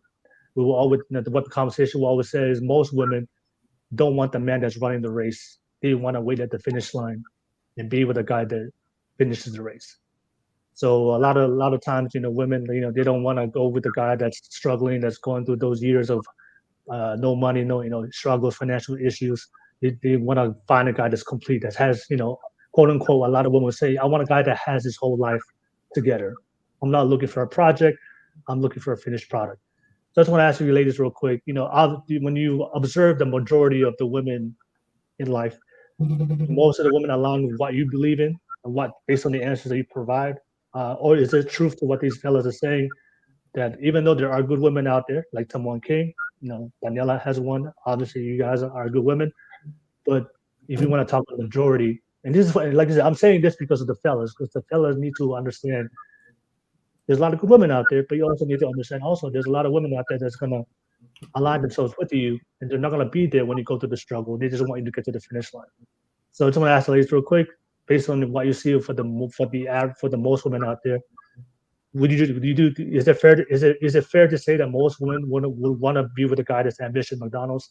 They just want a finished product. Because I don't remember I've never heard a woman in my life said, damn, that guy at McDonald's, that's wife, that's husband material right there. I just want to wife him up. I want to have his kids. I've never heard that from a woman talk about a guy at McDonald's, but I've heard that from women talk about rappers, singers, guys with millionaires. I've never heard a woman ever say that in my life, talking about a guy that has ambitions in McDonald's. So, but like I said, I just want to offer you that aspect. Is it fair to say what our men are saying, and then based on what you see in the world, like, is there a lot of women like yourself, or there's a few women like yourself, and the majority of women out there they just want to wait at the finish line? I'll start with you, Rose. What do you think? I think it depends on the chapter in a person's life, right? So in your 20s, 30s, 40s, it's very different. 20s, you can find someone that's in your level where you're going through school, building, finding yourself. But in your 30s, a woman would want someone that's more established because she's more established, more settled, because that's when you're getting into making families. 40s, it's a lot different. So it just depends on the stage that a person is in, really, I think, when it comes to things. But as far as like, yeah, I don't think any woman wants a broke guy. So yeah, that's just a generality. I mean, nobody wants a broke guy. If you had a choice, do you want a broke guy or you want a successful guy? Obviously successful, but there's going to be traits that come with that, obviously. And it also depends on, there's just so many variables, really. So I can't really give too specific of an answer with so many variables. Okay. No worries. Thank you for sharing that, Rose. Natasha? I think that a majority of modern day women are looking for a bankroll. I do think that it's about that, like, get quick. Like, I don't think that it's I think that choosing the millionaire is always is a majority in this day and age. And again, from the very first time that you had asked me this, well, like, I had always said, like, I would always choose the ambitious McDonald's worker, because for me, that ambition doesn't just sow into us. Like I said, I think of long term, and I think that's, for me, also what sets Pacific Islander women apart. And like, that's why I always say too, like, with the statistics that you use on here, like the demographics, like, we are not even 1% of that. So for me, I rest very secure in my opinion and who I am, because I know I'm not accounted for in those numbers. But I do think that having a woman that is willing to build, like you said, that is, Rosa said, choosing a broke man over a successful one. Like, a broke man can be a successful one if he has the potential and the drive and the ambition for it. And I think that if you really love and care about someone, that you'll see them through that. But yeah, in terms of the modern day woman, I do think that if they're not out there chasing their own bag and career, that's what they're looking for. All right, no worries. Thank you, Natasha. I think you made a great point about the broke man and the successful man. That's why for me, I know there's a stigma. I think a lot of women, it's hard for them to openly admit, because of the stigma that if you pick a successful guy, not the broke guy, then it's you're gold digging. But the thing is, if a woman, like, if you take the thing is, for like success, only a small percentage of people in this world ever become successful or even accomplish what they want out of life. So as a woman, you have to bet. You have to take a bet on this guy, and then there's a small chance he might make it, and there's a greater probability that he won't. And that's why for me, it's like, it's understandable if, like, we know that most people are not going to achieve their goals and dreams. A lot of people won't be successful. There's only a small percentage of people in this population that ever achieves it. I don't have a problem with women that go with the guy at the finish line has already achieved his success, because the reality is, like, most people don't achieve their goals and dreams. But that's a conversation. But that's a conversation that they have to navigate, whatever, if you're in that situation. But like I said, I don't see it as a problem if you, like, you know what, I'll just go with the successful guy, not the guy that's broke, because, like I said, because the reality is, as much as I want to be positive and be optimistic for people out there, for men out there want to achieve their goals and dreams, and for women to align themselves with it. But the reality is, a lot of men don't achieve their goals and dreams more than the guys that do be successful. And then, like I said, that's for a lot of women that can cause a lot of issues. You want to say, Natasha? For me, I'll run it back to when Taniela talked about, like, the guarantee of security, like, to carry that as, like, a part of, like, the requirements, or, like, like the expectations or standards that you have, like, for a man. That's very uncomfortable for me. It's very uncomfortable for me to like, factor that in to, like, whether or not I'm going to pursue or, like, actively date someone. So I appreciate just the explanation that Taniela gave, because that makes it more about long-term security as opposed, because I feel like for me, it's when you have the conversation like right off the bat, or like when you factor in like their financial stability, like that doesn't feel right for me personally. But in understanding like the whys, you know, when Taniela elaborated on that, like that I can appreciate. So yeah. Okay, no worries. Thank you, Natasha and Malia.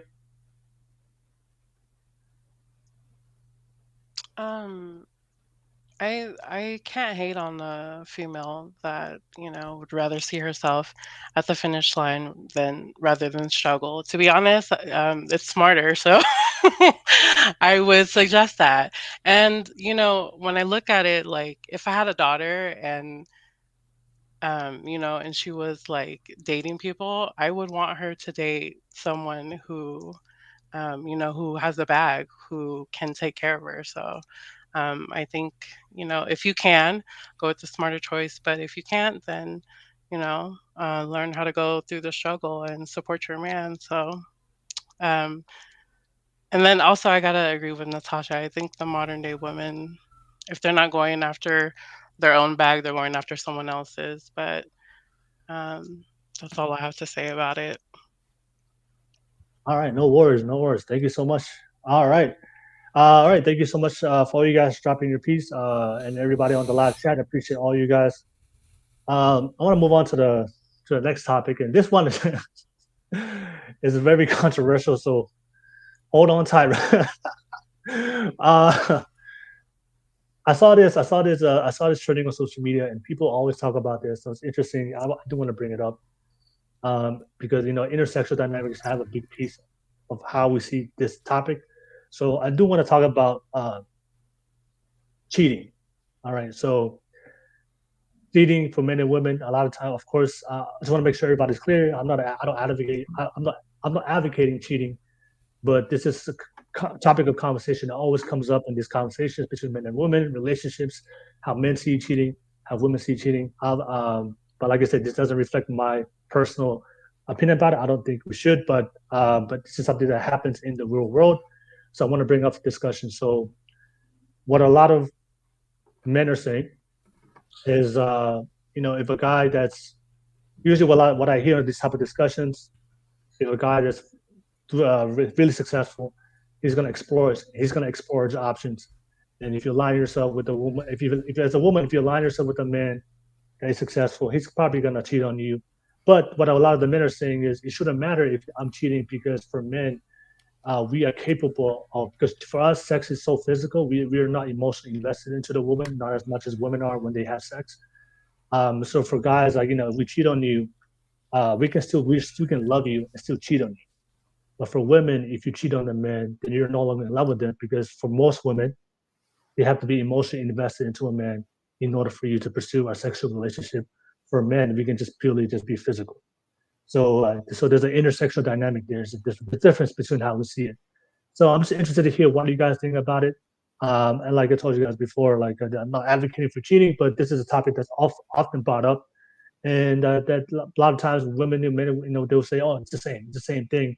But for a lot of men, are like, "No, a lot of men out there, they say, "No, it's not the same thing. We don't cheat in the same ways." But I'm interested to hear what you guys think about that. Do you guys think we do cheat the same way, but the men are saying we don't? But I'll start with you, Rose. What do you think about that when it comes to cheating and how men and women do it differently? I agree with you. Men cheat. Okay, so first off, cheating is very different for everybody. So if you're talking about, like, I guess what you would call what most people think cheating is, so like physical cheating. So if a man is physically cheating on his wife, and then a woman, if she cheats, she's doing it emotionally. Let's see, where do I go from there? You disagree? What do you think? Yeah, I feel like, I mean, it's just so different because I personally don't believe in cheating. So it's a hard question for me to answer. what the conversation is for a lot of these men, like, they don't understand. What a lot of men are saying is, like, you know, we can, we made a mistake, but we still love you. And if a lot of women like, you can't, if you loved me, then you wouldn't cheat. But a lot of the men are saying it's not about love. So yeah, It was a biological response. I saw a physical woman, I was attracted. My biological response was just have sex, but there was no love, there was no emotional investment. I still love you. But women, like I said, they can't understand that. Why did you cheat? So that's why this conversation keeps bringing up a lot of times, because a lot of times both parties, they think that it's the same for both. But I just want to bring up for conversation. Yeah, I don't think it's the same at all. When men cheat physically and they can still go home to their wives and love them because they totally forgot about what just happened.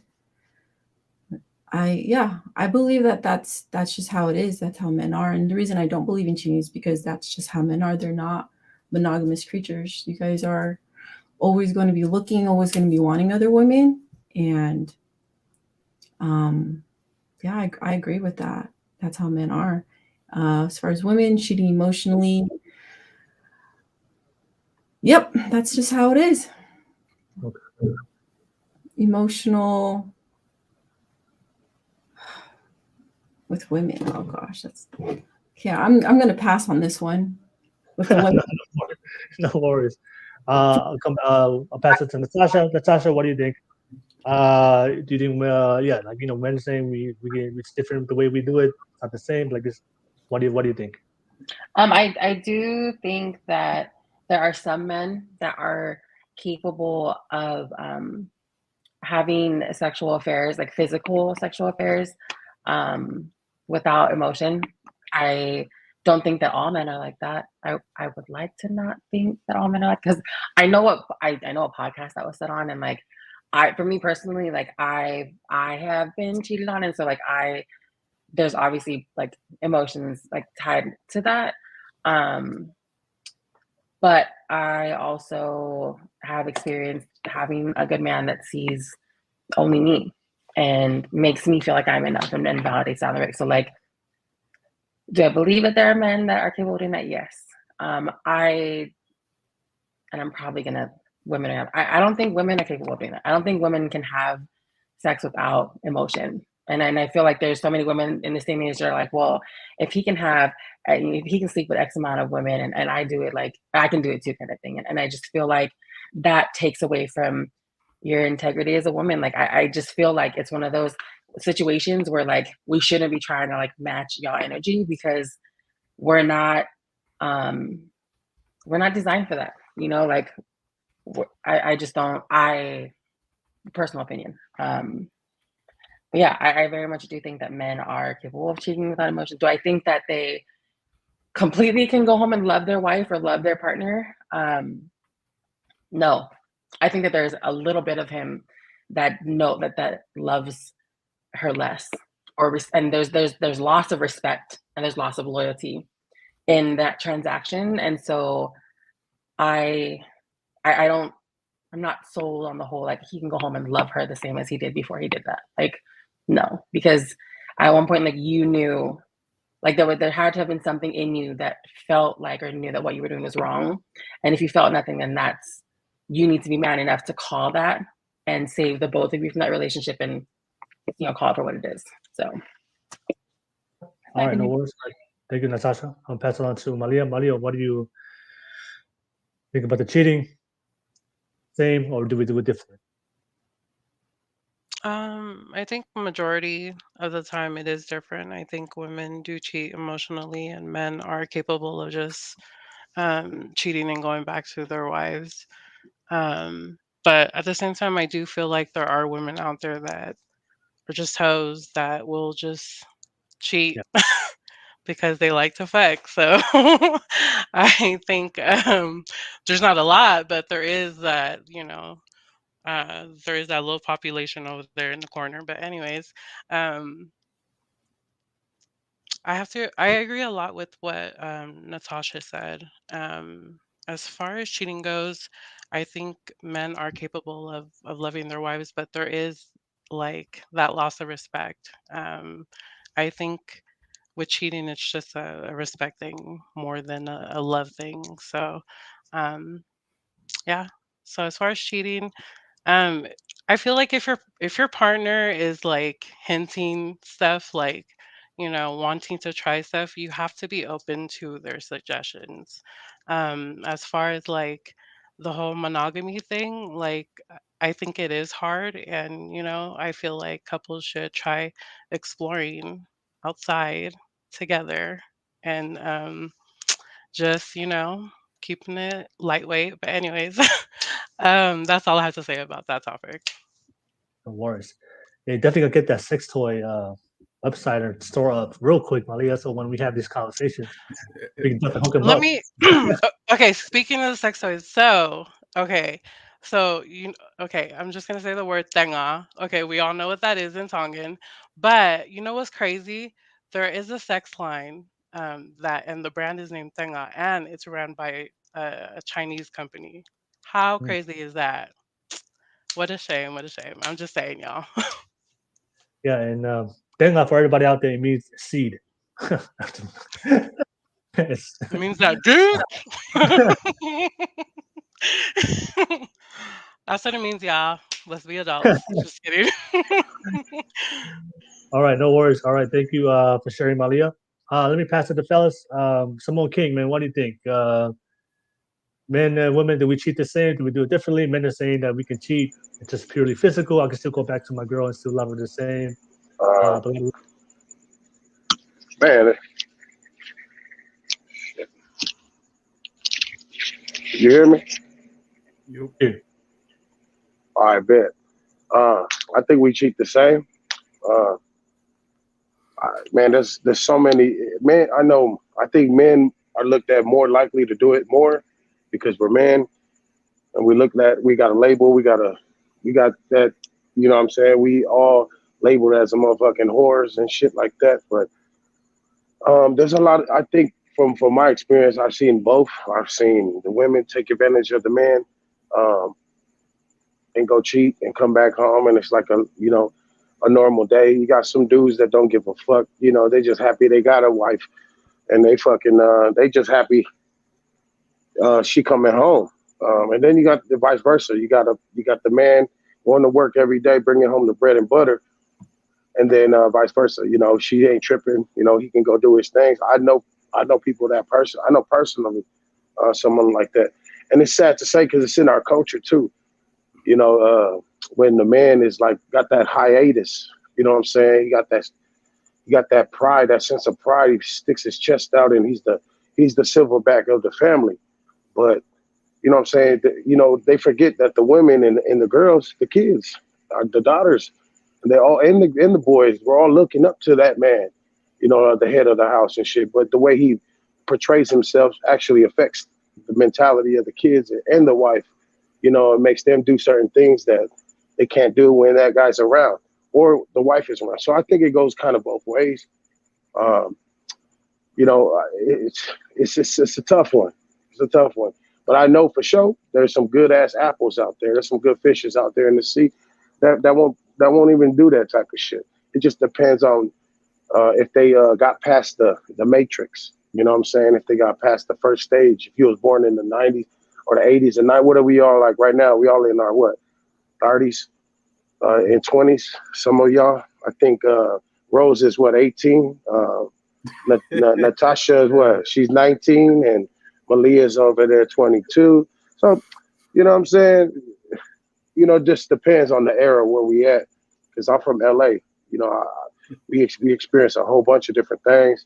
I don't know where y'all at, but I'm pretty damn sure y'all do. Y'all know what I'm talking about. You know what I'm saying? So, and yeah, that's my opinion. So I think we both do it the same, but I think men do it a little bit more because it's just the stigma and shit. I think we born that. Actually, someone said it on here that we is made that way. We really wanted to get out there and go after the girls, go after the women, because that's just in our DNA. Without a woman, shit, what the fuck we gonna look for? You know what I'm saying? Shit. But yeah, that's my opinion. Thank y'all for listening. So yeah. all right, no Let worries. me know. All right, thank you, Thank y'all. Simone King. I appreciate that. Yeah, we already know how they do in the LA, man. All right, Yes, I'll sir. pass it on to Fatty. Fatty, what do you think, man? Men and women cheat the same, or certain men, we can cheat and they can still love us woman. What do you think? I think the manosphere and guys need to update that the instructions manual, because there's a contradiction here. If we say that, and this is scientifically proven, we talk about pair bonding. If we say that women with high mileage usually lose their ability to pair bond, it means that women that are very promiscuous can have sex without having emotions. And we know that. I know this woman by name. Woman that had so many partners that now they are not run by the. Imagine if I am with a woman that was with 50 guys before me. If I don't reply to her tomorrow, the thing that's going to be hurt is not her feelings because she was feeling something about me, is about her ego. Her ego that's going to be bruised because she wants to be wanted. So I don't agree. The default, let's go by default. The default thing is cheating without catching feelings. And women know that. Even women that say is the same, they know that they are lying, because most women already took guys that cheated back. If woman and men cheating was the same, men usually don't never take back women that cheat, but women usually, if the guy has value enough, they are going to perdoar. They are going to forgive him. So it's not the same. It's not usually the same, exactly because of that. Because women make it sound like it's like a deal breaker, but there it's not. It's not. Most women, if the guy is high value enough, is going to be able to cheat. And just to finish, I think cheating is wrong. Cheating is doing everything is doing something that you wouldn't do if your partner was in your presence. So I don't know. I don't care if you have $1 million. I don't care if you have $1. If you say that you are going to cheat, you are going to have sex with other woman, it's okay. If you lie, you are a cheater. And worse than cheating and having sex with someone, for a man, in my opinion, is having a mistress, having 2 kids, having one house at the other side of the city, because that way you are going to take away from your kids, your wife, your home, and you are going to give to another person. So I think there's level to cheating. To me, a woman cheating to a man is just more problematic, because men usually have so few requirements that if you are not faithful to me, I don't have nothing to do with you. I have a If you are question. not, yes, sure. Oh no, sorry. You go ahead. No, sure. You can do it. It's for all of you guys. What do you guys say about, or what is your opinion about a man who takes back his wife who's cheated? Oof. So let me give you. Mistake. Okay, and that's kind of, it's more of a personal question seeking to understand, because I agree with you when you say that women will take back a cheating man, but a man won't take back a cheating woman, and I admire that. But I know someone who has, and I just don't get it. But I want to know what you guys' opinion. He doesn't respect himself. Let me pass it on to. Oh, go ahead, Fatty. No, I was just saying he doesn't respect himself, and usually guys that usually forgive are guys that are working from the point of view of starvation. If you think don't have more options, if you think you're not going to get a better wife, if you think that's the only one that you can get, guys that work on the point of view of starvation are more inclined to forgive.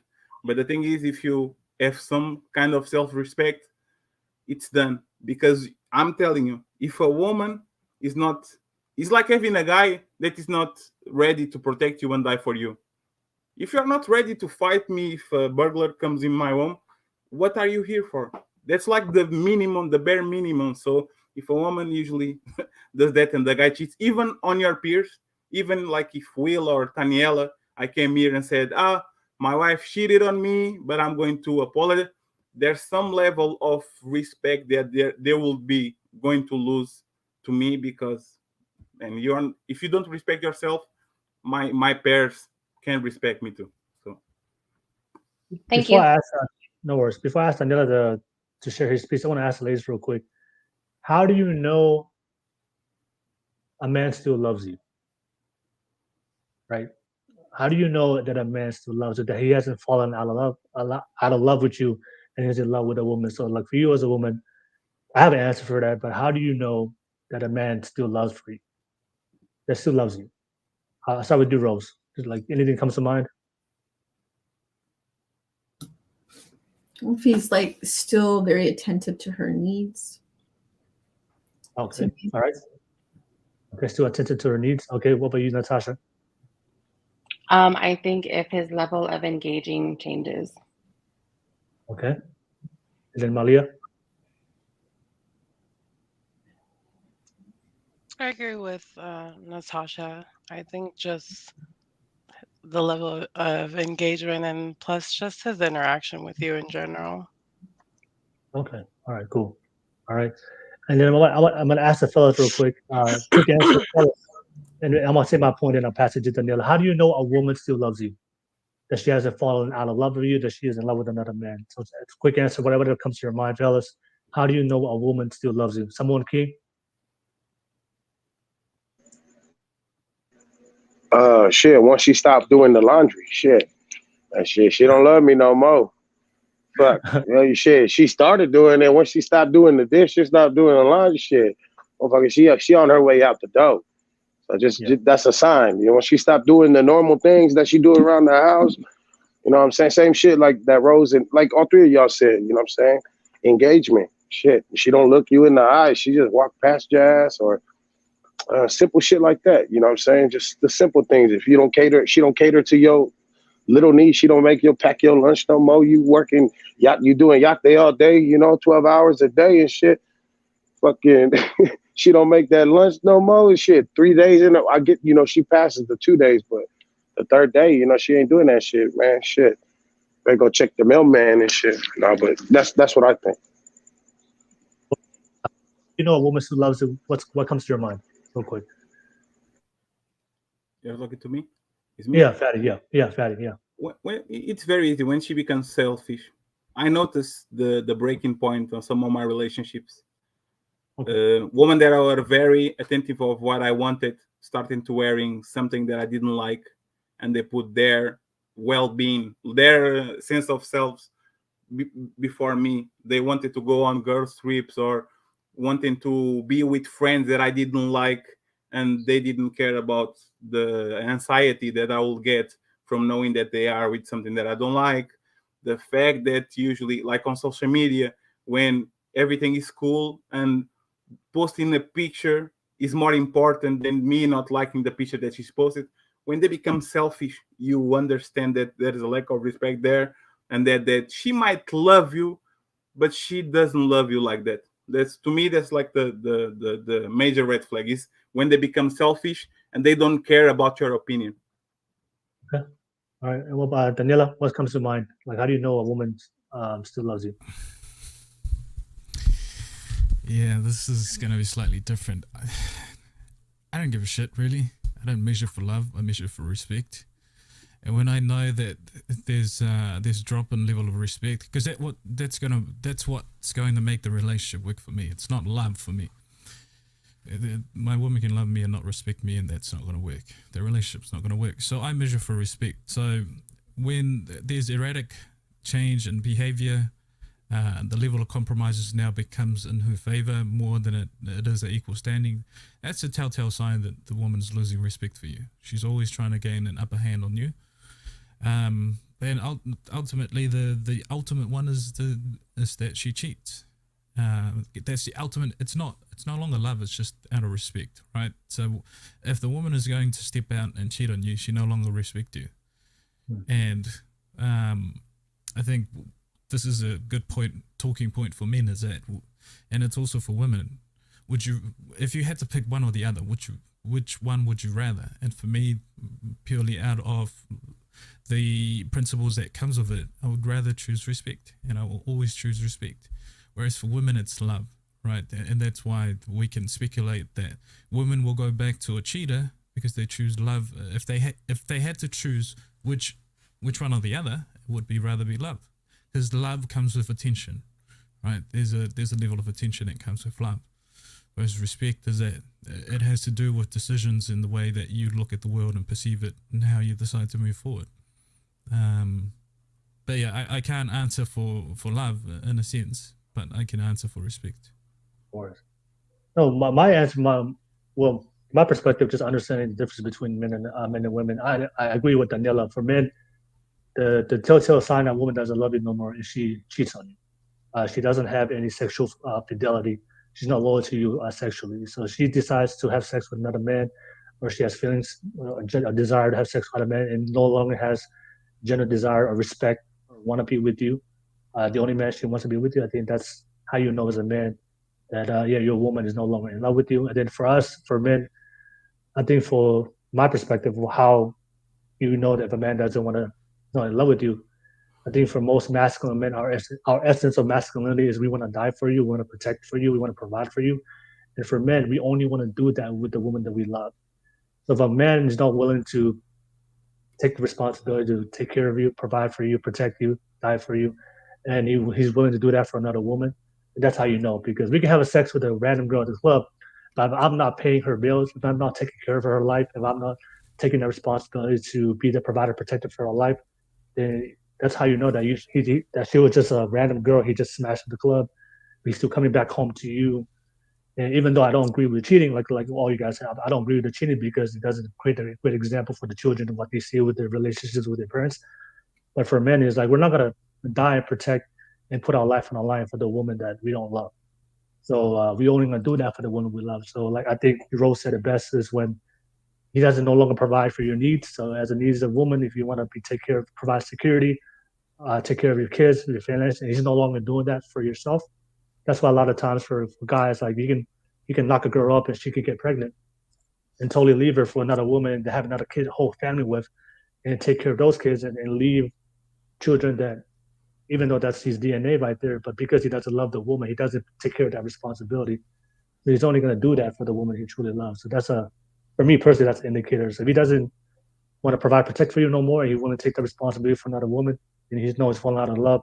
And for men, if she decides to step out, she wants to have sex with another man, and has desire to do it for her, then that's how you know, like, oh yeah, like you. And I think that's why for most men, once a girl cheats for the first time, it's over. Like we already know it's over. There's no going back. But for a lot of women, they know that if a guy cheats, even though he may cheat, but if he's still coming back home and fulfilling all his responsibility as a father, still paying for his children and taking care of his children, paying all the bills. I think for a lot of women, like these, even though they hate the fact that he cheated, but they still see that he's still fulfilling his responsibility and his obligation to her and the kids. I think for a lot of women, it's much, even though it's going to take a lot of healing, but they'll take it back eventually.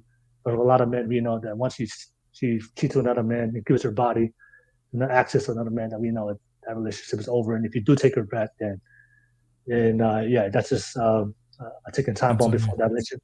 Yeah, it's absolutely. It's over already. And even if he takes her back, I'm telling you, he's in his head. The stories I know from men that Natasha said that she has a guy that took her back. He will never look at her the same way, because I know guys who did it and they're on their mind. Sometimes like everything is cool, everything is happy. They look at their wife, they remember it, and they go, yeah. How did I do that? How am I still here? I'm telling you, they will never look at you the same way. I think women, usually, if the guy has a huge comeback and starting to acting right, is even better, because like he's the Cinderella story that they usually want. We went to trials and tribulations, and now he's the perfect guy. Da, da, da, da. But when men do the same thing, they never will look the same way, because like they said, we are extremely possessive, and once we know that another guy touched you or something like that, for me the relationship only, I don't know if you guys, is the same thing. To a man, the woman usually break up 6 months or 3 weeks before the day that they decided it ends. For a man, the relationship only ends when he knows his ex-girlfriend went with someone and kissed him or had sex with him. I know guys that broke up the relationship 3 weeks or 1 month. They had the news that the girl that they were in love with kissed or have sex with some guy, and they cried because for them the end is when some other guy takes them off the market. Yeah, that's why I always say, like, women who cheat. I think I said it on the private chat. Men cheat overtly, women cheat covertly. If a woman has sex with a man, she's already planned this. Like, the relationship was already over like 6 months ago or a year ago. She was already falling out of the relationship months or years, and then she really found the guy, took time to know him, invest into him, and then finally had sex. But her cheating on that day when she had sex, it wasn't over that day. It was already over a long time ago. No worries. Thank you so much for sharing. I had just one more thing I want to bring up real quick. This was asked by one of my followers on Instagram. I want to ask the ladies real quick before we conclude the podcast. One of the things that a lot of the men were asking, and sometimes they always say, like, a lot of women won't admit to this, but I just want to ask you guys real quick. Do women have the same standards for all men? Are there certain men that they have less standards for, or there are certain men that they give more standards? Obviously, you guys know the term like alphas and betas? All right.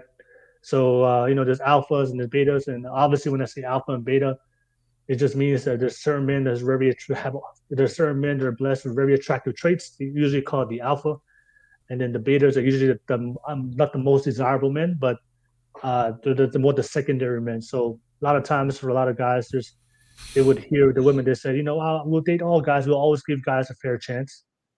But what a lot of men are realizing when they go experience with certain women, and based on the men they date, what they realize is a lot of these guys are not being honest, because they will give them so much obstacles or standards that they have to battle through just to get access to them.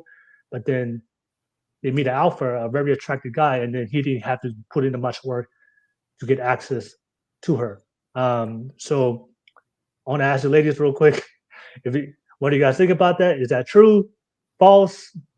But what I hear from a lot of men, and I think personally, like this, I think it's a real thing. I think both men and women do it, but I think for a lot of women, it's like I said, if we say this out loud, and it's going to be controversial. But is there such thing called alphas, where you will totally make it easy for the guy that's very alpha, that's very attractive, and if you meet a guy that's not very not attractive, then or the cliche saying nice guy, he probably was gonna make it harder for him.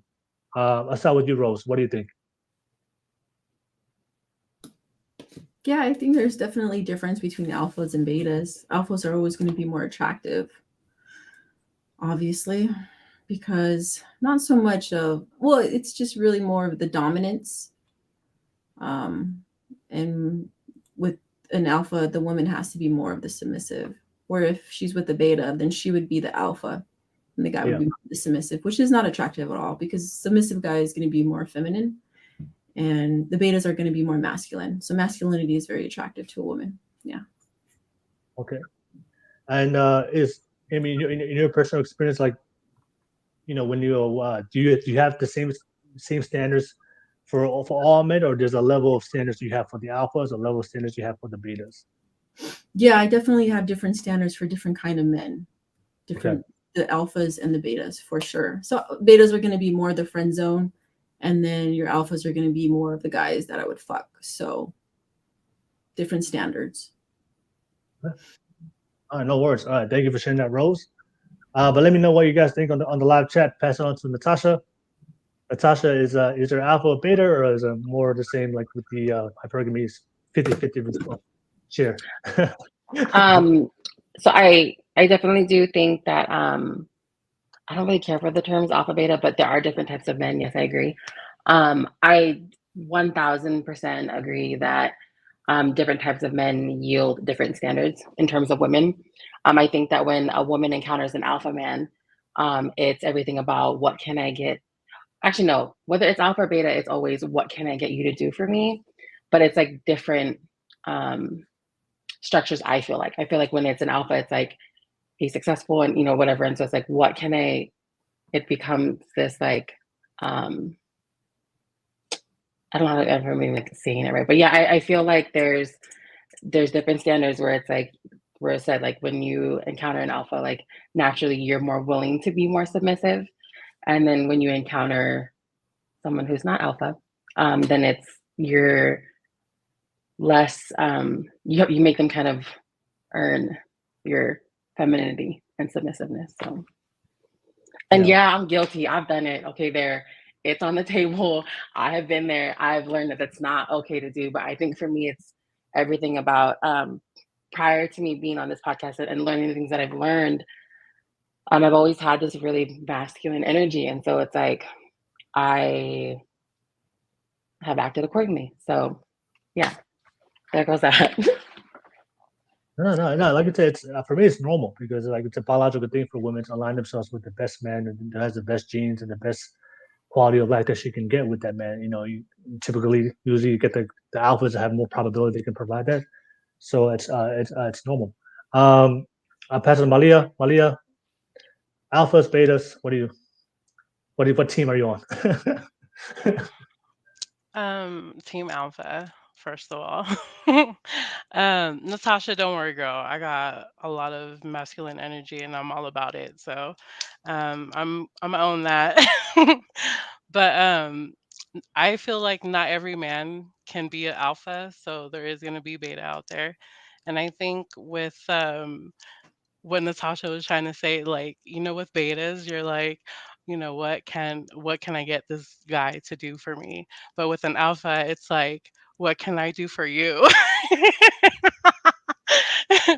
It's just with alphas, I think I like me personally, like I always wanted someone that was like stronger than me, that had a stronger personality and like more aggressive, and that's what attracted me to my husband. But in previous relationships, like once I found like your weakness, like I'm not gonna lie, I did take advantage of these people. But it's just because I'm naturally aggressive and that's just my personality. But as far as alpha and beta, um I'm sorry, I lost like track of thought. My bad, y'all.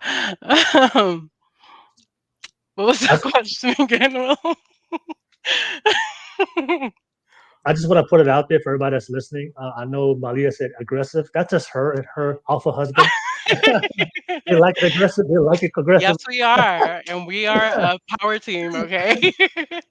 But that's not a stigma that just just because it does not mean being aggressive that's considered alpha. No. No, but I mean, like, just his personality, like, just him in general, like, he's an alpha, like, that is him. Like, when he walks into the room, like, everyone respects him. Like, that's my husband.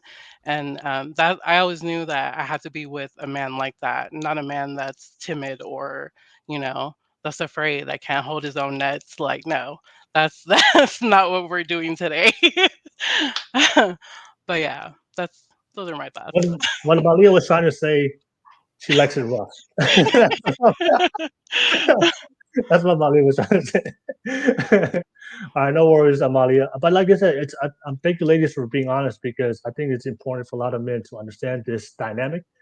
Because, like I said, to be an alpha, there's certain traits to be an alpha. You got to be confident, you got to be assertive, you got to be ambitious. And a lot of times, and I talk to a lot of young men, and a lot of men, like, they complain, oh, why are these women not attracted to me? And they're getting friend zoned. I was like, and they see these certain guys and they complain about those guys and they blame the alphas and it's like, no, it's just work on yourself, self-improvement. If instead of complaining about why you're not attracting the results you want, especially the type of woman that you want, stop making excuses and blaming the alphas or blaming the women. No, look at yourself, self-reflect, work on all these things, and you can get the same results. But that's why it's so important to have this conversation and to understand that this intersexual dynamic. Let me bring it to the definition of alpha himself. Taniela, what's your thoughts? What's your thought about this intersexual dynamic of alphas and betas? I know this dynamic. I know this is a conversation that we don't really have in the Pacific Islander community, or people has no understanding what these terms mean. But once you go dating and experience dating, you realize the differences of how we make select, or how we choose certain things. Either you learn this beforehand, or you're gonna learn this the hard way, and you walk into your girl and there's an alpha in there. Daniela, what do you think about the alpha and betas? To be honest, those are really dumb terms that we've taken out of animals in terms of what we compare to. I know the concept, right? So I agree with the concept, and I agree with what the ladies are saying. And yeah, you are right. Oftentimes we, as men, we complain about these things without really sitting down and processing why do women choose the type of men that they choose. And especially when we talk about the concept of the alpha and the beta, it's because they're assertive and they're leaders. They're either natural leaders, or they've learned certain qualities to make them leaders. And that's what usually predicts a successful relationship, is men taking the lead in relationship and being masculine, providing protect and provide for not only their wife, but also the family that they want to start. So if you're the type of male that sits down and sort of look at women in some sort of lens of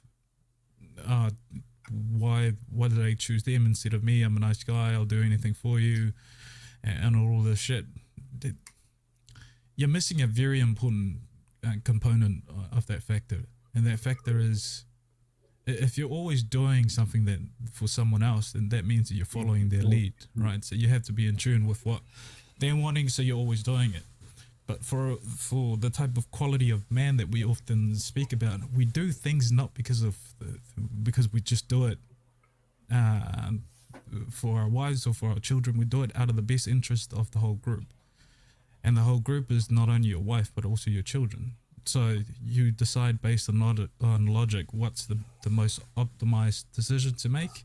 Not only that, be accountable for the decisions you make if that turns haywire. So yeah, I agree, but it's also shouldn't be a thing for men. There's your metric, right? There's your metric for dating. But you can improve on that metric, because oftentimes we do see the other side of that coin, where there are these alphas who are just choosing left, right, and center because they have the options. So the metric then becomes, be the alpha in terms of lead and be assertive with your boundaries, but also know that there's an emotional requirement in order to make a long-term relationship work, right? But I think the bad rep comes from we analyze to the extreme the amount of men who are exhibiting that type of behavior, but also are quite toxic in the sense of they look at women as objects and they exercise their options. If you know better, then decide better, right? And you decide better on taking the good and then adding your own values into it to make it work for the dynamic that you work. And I want to bring it back to the earlier question. I don't think we had a chance to talk about it in the sense of men and women cheating, right? When we talk about the average Joe, it's the same as women. The man who steps out of the relationship who doesn't have the options, and usually correlates with non-high earners, you are cheating for a specific reason. You're not getting some sort of fulfillment in that relationship, so you decide to step out. When the subject sort of came out, there was lack of context in terms of what type of men that they were talking about. And I think the men they're talking about is the men who has the options, who can exercise that option, but also provide the resources for the women in their care, right? So they know exactly what leverage they're using, so they exercise that leverage. But for the average man who's probably working the blue-collar labor job, doesn't really have that much option, when he steps out of the relationship, he steps out for a specific reason. And I don't advocate for cheating in the sense of, in my journey to be an ambitious man and through my own ambition, one of the very specific quality that I've had to learn was discipline. And in order to step out, you have to give way to a certain discipline that you have. And that's counterintuitive to me in my value system, right? So if I'm holding a value system that I see optimizes my chances of success, why would I give it for a specific thing? That's counterintuitive. Like that's my whole thing on it. And although I understand there are men out there who exercise their options, to me, I don't agree. Personally, because it goes against a value system that it's taken me so long to build as habits, and to go against that now is counterintuitive to building it in the first place. All right, no worries. Thank you, Taniela. I agree with you, Taniela. I don't like the term alpha. I think it's a lot of times people have the negative connotation when it comes to alphas. It's just big, aggressive, domineering, gorilla. Certain type of men, like uncontrollable, no discipline, just wild. But like I'm just using it as on context to understand, the difference of sexual attraction on the dating market for men and women out there. Patty, Essentially, those. Just to add on, essentially those men that we define as alphas are men who are disciplined to the point of saying no to you if what you're offering is your vagina, to that extent. And women to some extent are attracted to men like that. Why? Because you're giving the man exactly what he wants, but if he's willing to say no to that, then there's some level of discipline that he has, and there's a quality that women want out of a man. Is that I know you probably have other options, but the mere fact that you're willing to step away from what you're biologically built to do is an admirable quality in a man, right? So I think, and do correct me if I'm wrong, ladies, but I think that's what if you want to define an alpha man, I like to call them just masculine, disciplined men. So if you want to define that, it's a man who's willing to go into the dating market, but is not afraid to say no when he needs to. Yeah, I think that's a good question. Before I bring, I'm gonna pass to the fellas, ladies. I think that's a good question. What is your definition of an alpha man? Oftentimes, social media or the world has this perception of alpha man as this uncontrollable, undisciplined, successful guy. Just playboy, type of guys. And a lot of times, the young men, they look up to these alphas and they want to become like alphas. Oh, if I want to be alpha, I can get access to multiple women, have sex multiple times. And that's their vision of what being an alpha. But I think Taniela said it's important. Like alpha men are men who they have the characteristics of being. I think the best way that I heard the definition was Jordan Peterson. It's just dangerous men who learn how to control themselves.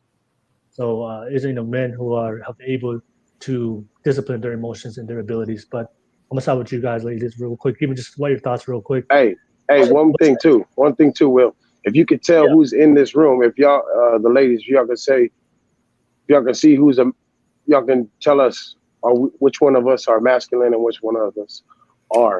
That will be a great exercise. That will be a great exercise because they can detect alpha and beta. Let's see. This is exactly how you test the pose. This is exactly how you test the pose. You guys I want to see what the hell what y'all thinking. Let's see. Okay, ladies, you guys open to do that?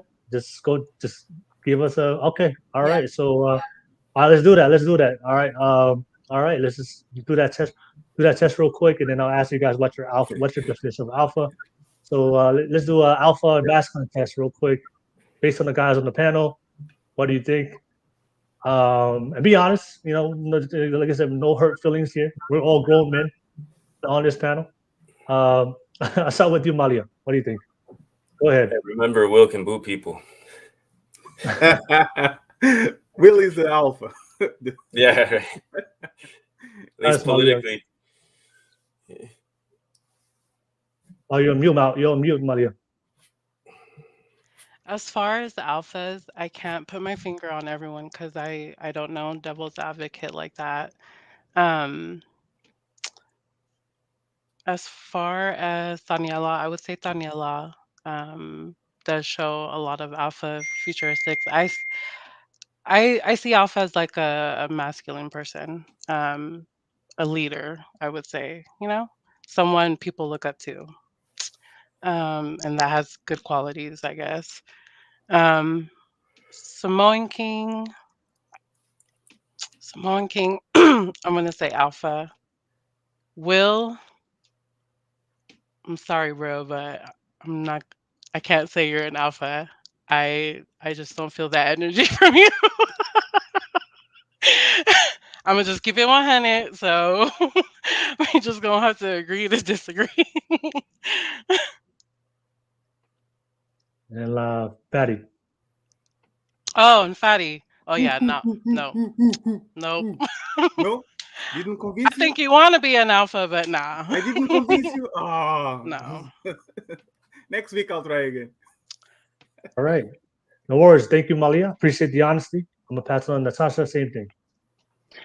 So are we going like alpha according to like what you say it is, or like what I What think do you alpha think? is? What do you think? What do you think?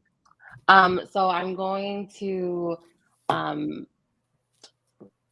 gonna agree with Malia that to me alpha is like a role model, someone who's disciplined, who's grounded, and who's not just secure in who they are, but are stable in it.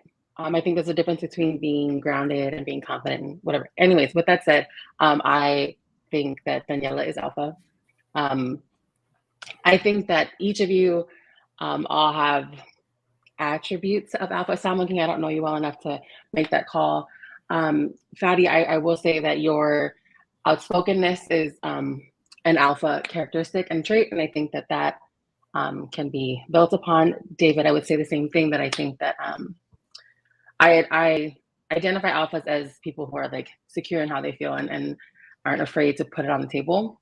And Will, I think you have attributes too. So yeah, that's my answer. All right, no worries. Thank you, Natasha. And last but not least, Rose. Oh, you're on mute. All right. I think you're alpha, Will, as well as you, Daniela.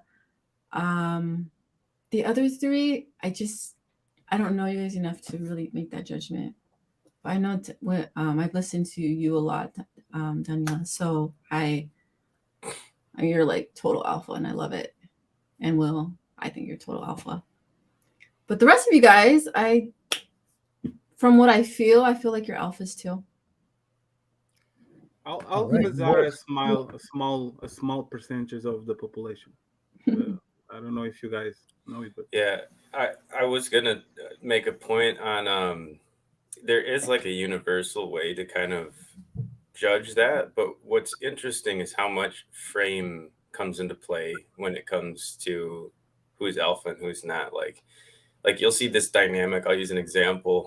If you go to like a smaller town or a suburb and you see like a bar with a lot of hot like waitresses or something like that, you know, what's interesting and kind of disgusting in my opinion is like a lot of the managers or their friends will have dated or hooked up with a lot of the waitresses, even if the waitresses are like scalding hot. Like they're usually younger, and there's usually a power dynamic.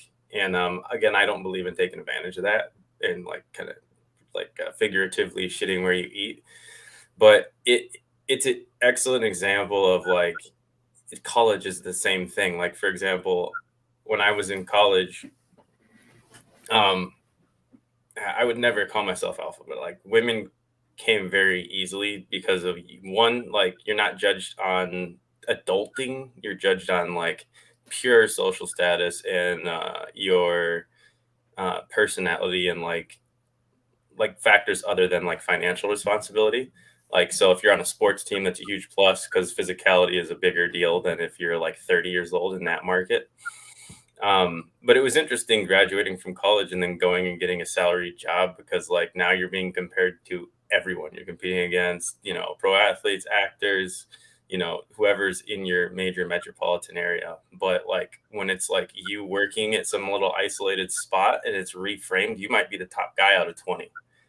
So frame does have a little bit to do with alpha. Like, for example, someone like Will Smith might be thought of as alpha in a certain group when he's in certain rooms, you know, compared to other actors that are like, you know, a lot shorter than him. But when on aggregate, when he's being compared to a guy like Pac, he might be looked at as beta, you know.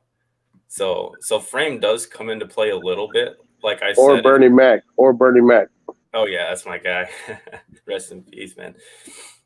So my point is, like, yeah, alphas will always be the top 20 to top 5% of men, but there are different frames that like, so you might get a 60% guy that's been in a group where he was considered the alpha because he's from a small school and he's the best on his football team or something like that. But once he gets out in the real world, it's not so much the case anymore. So like if all men were to grow to 6 feet overnight, or like their income was to jump to 100K overnight, women wouldn't all of a sudden be happy with dating all men, you know, because now the top 20% would have just jumped up to 150K a year.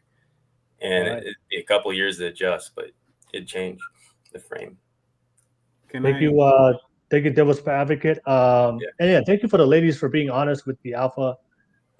I think that's me personally, I think I wish women would be more open with their judgment of how they see men openly in the real world. I think oftentimes a lot of women won't give the men direct feedback of how they view them on a sexual relationship level, and then a lot of times these men don't really have no self-awareness. So I really appreciate that from you. Also appreciate the feedback for the men. But I wish like this conversation right here that we just had would be much more prevalent in the real world. And I think a lot of times women would, in my experience, a woman wouldn't tell a man these things, but then the guy will see her with the alpha, then he's just like look at him, he's like, oh, this girl said I was the right guy, I was a good guy, I was a perfect guy, but why isn't she with me? They have to learn the hard way. But yeah, thank you for. Can the girls be alphas and female betas too? Can we have women that are alpha woman? You know what I'm saying? Alpha female. You know what I'm saying? I know a lot of women that are more alpha, and I can tell from the 3 that I see right here. I mean, I could tell maybe 2 out of the 3 is some alpha males because I don't know the other one, but I'm not gonna say who it is. But let's do the reverse. For the men. Let's do the reverse. So the women did it to us. Just be fair. Let's do it to the women, and then we'll close off with that for the sake of time. I want to close it off. So let me, ladies, fellas, are you open for that? And also the ladies, are you open for that? You let the guys. Are you alpha or are you feminine? You guys open? Oh yeah, I'm all for fairness. Yeah, y'all, we did it to y'all. But real quick, before anything, thank you, David, for saying that, because I feel like that was why it was so hard for me, because it's like I see alpha attributes in everyone across the board. I very much admire and even somewhat embody. Like I look at Taniela as like, if I could like handpick, like I gotta know the things that like I need, like that's what that is. But anyways, y'all go ahead. I see Segment said, are there any alphas here? Laugh my ass off. And then 4240 said, all about that beta, Seda, cuz. All right. Thank you so much for the live chat. I always appreciate your feedback on there. So let's do it to the fellas real quick. For the ladies, I'll start with you, Devil's Advocate. For the ladies, real quick, just go real quick for the sake of time to make it real quick. Yeah. Okay. My alpha, feminine, or their beta. Yeah, my answer was I don't really think that women can be alpha, because to me, alpha is a measure of attractiveness to the other gender using a masculine standard. So like you could convert that to top 20% woman, but I would never call them alpha in my book. If you look at the women that I'm most attracted to, most men wouldn't call them alpha, and even people who believed in the term. So do you want me to like reframe it? Because like there's a range of masculinity. Masculine or feminine? Okay. Yeah, masculine and feminine, that's the real question. So I haven't spent enough time in here to get a difference between Malia and Natasha. They seem like they're not overly masculine as to where if this were in person, I would like remove myself from the conversation. But they definitely, like, if I said something they didn't agree with, and there wasn't Will as a mutual friend that's respected, and we're being like, super cordial, sharing our ideas. Maybe if this was a regular conversation, they would they give me the impression that they would immediately, like, they seem more, they seem less agreeable than Rose, but that could just be because Rose is relatively new. But again, first impressions, Malia and Natasha, I'm having trouble like seeing, like having an opinion on who is more or less. But then Rose, I mean, she hasn't said much, but then again, that says something, you know, like she's been listening more intently. Maybe she's just tired, but but based on the little evidence I have, I would say Rose is a little bit more submissive and or agreeable based on the little evidence I have. So. All right, no worries. Thank you, Devil. Samoan, real quick for the fellas, just real quick before so we can conclude. Samoan King, what do you think about the women, real quick? Go ahead. Well, You're muted. All right, you hear me now? All right, bet. Real quick, I see all three alphas right off the bat. I can see it already. You know, I don't think that will take any bullshit off the chain.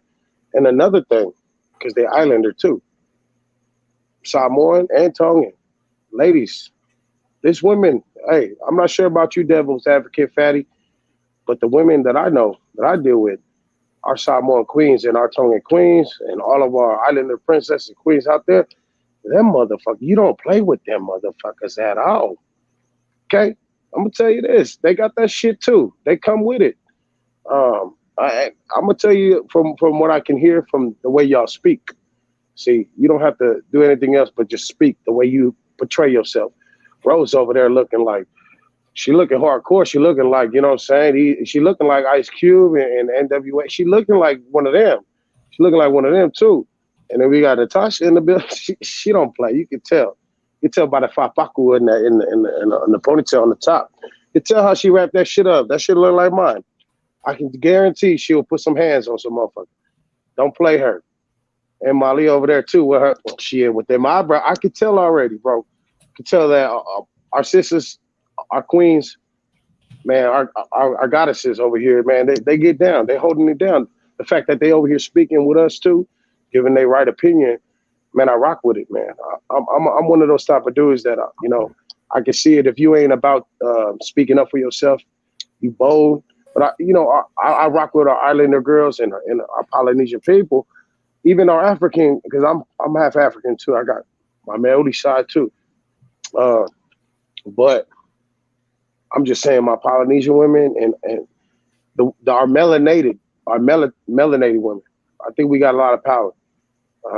And I can see it from this panel for sure. Y'all keep rocking. That's my opinion.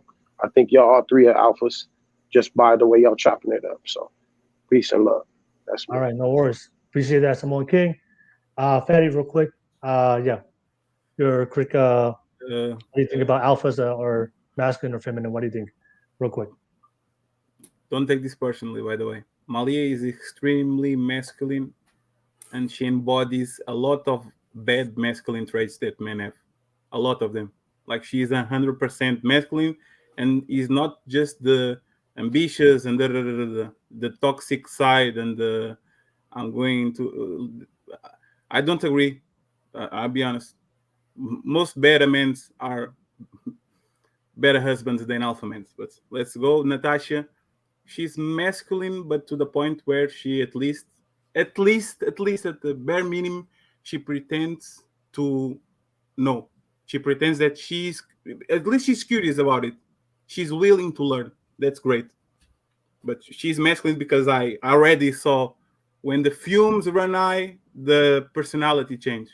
And Rose, it helps that she pretends herself as a feminine woman, the way that she dresses, the neck bone, the hair to the side, everything is clean behind, but I know that she has a lot of independent woman, masculine traits that usually come with modern woman. So she looks the part on the part of the feminine, but she has tendencies that will put her on the side of masculine too. So there are three, in my opinion, masculine women. Malia is like the top of the top. Natasha is willing to learn, and Rose has a lot of tendencies that usually would portray as masculine. All right, no worries. Thank you, Fatty. Appreciate that. And then last but not least, Taniela, what do you think? It's a great question. In the sense that I haven't had majority of the women disagree with anything that I've said, so it's a little bit harder to gauge in that sense with the conversations that usually the opinions that I give out is not no one's been arguing against that. So It's always right.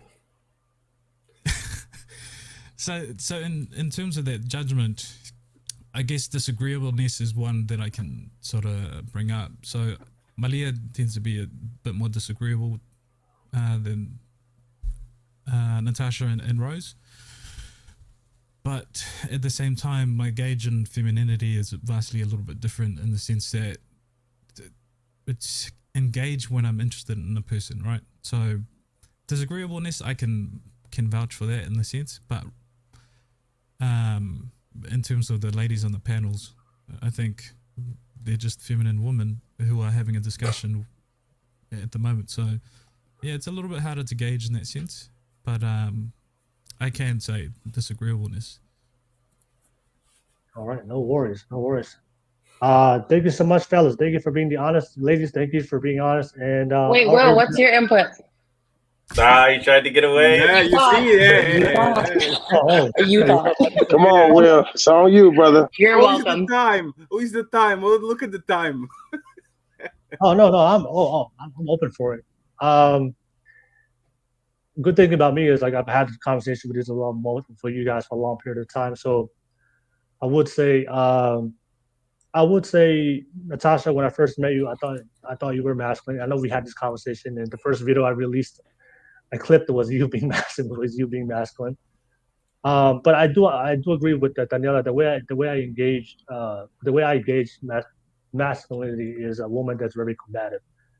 And that's how I would like, okay, this woman's very masculine to me. So obviously we disagree on a lot of things. I think Natasha, you're feminine. I think in the beginning when we first met, I thought you were very masculine, but based on our conversations that we had and knowing that you have a lot of what you seek in a man and the role that you want to play in a man, and you're willing to be submissive. That's the way I gauge a woman be masculine, is her willing to be submissive and being very combative. So I think Natasha is a feminine woman, but in the beginning when I first met you, I thought you were masculine. But through our relationship that we built, I think you are a feminine woman, but because of the situations, you have to play a masculine role.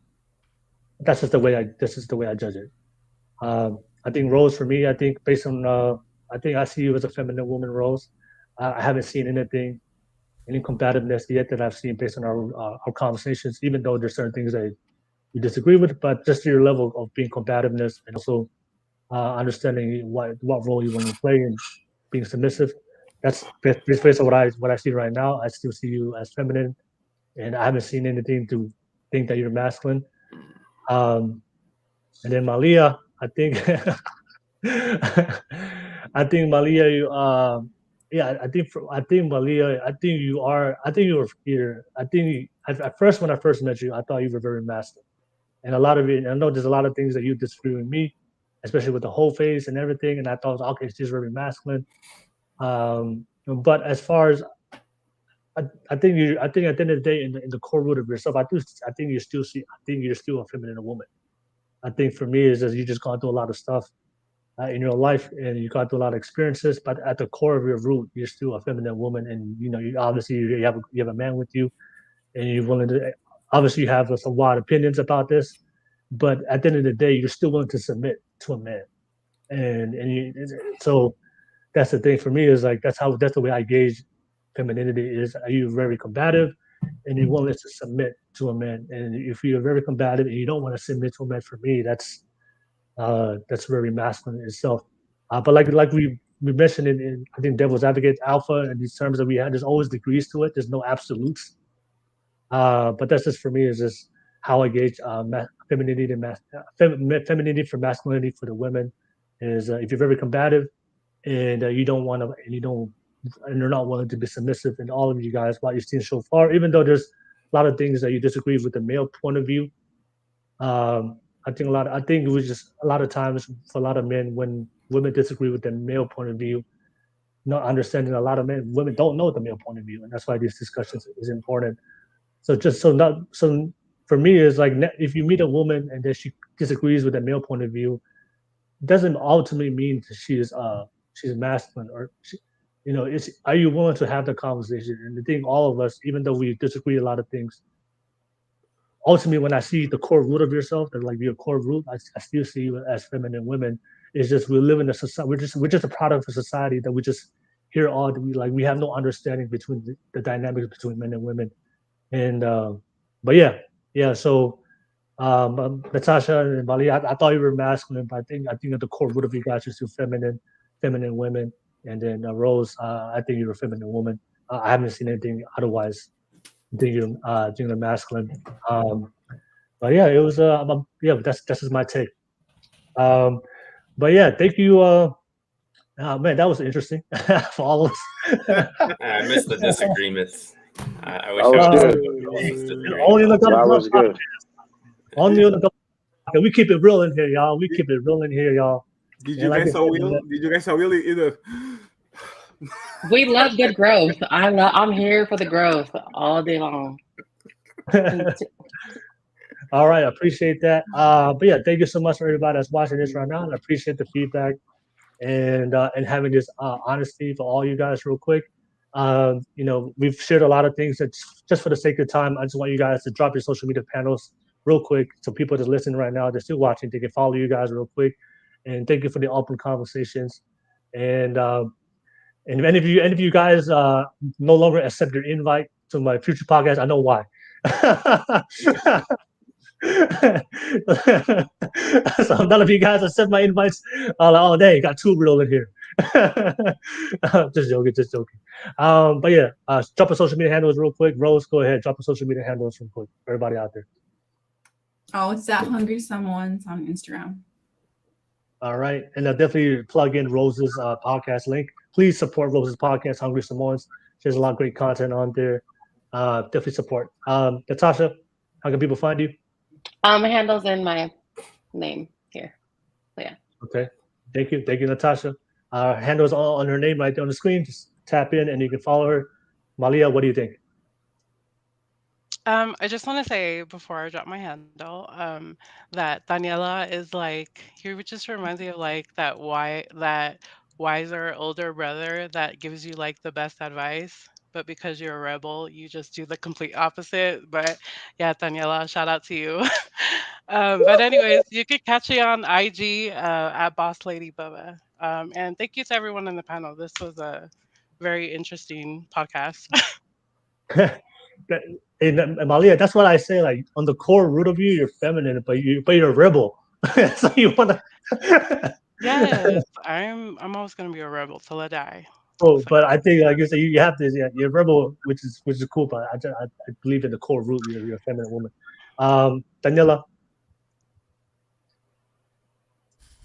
Yeah, it was an amazing conversation that we had. It's definitely needed to have more in the community, especially young people, and the dynamic around sexuality within the relationship and compromises, right? So if you find yourself in a relationship where your woman is working more than you, make compromises, but also set up expectation in the sense of you should be able to take on that role and responsibility 100%. But yeah, really enjoyed tonight, and thank you to everyone who's joined, especially the ladies and the kind words. And don't find me on social media because I'm not there for what most people are for. All right. Yep. Thank you. Only an alpha will say that. Patty. Patty, how can you drop your social media handle, man? How can people find you? Thank you for having me. I'm Portuguese, so you guys don't understand what I post. It's better that way, because if you don't like me now, it will be way worse if you understand Portuguese. So thank you for having me, and to the ladies, it was all in.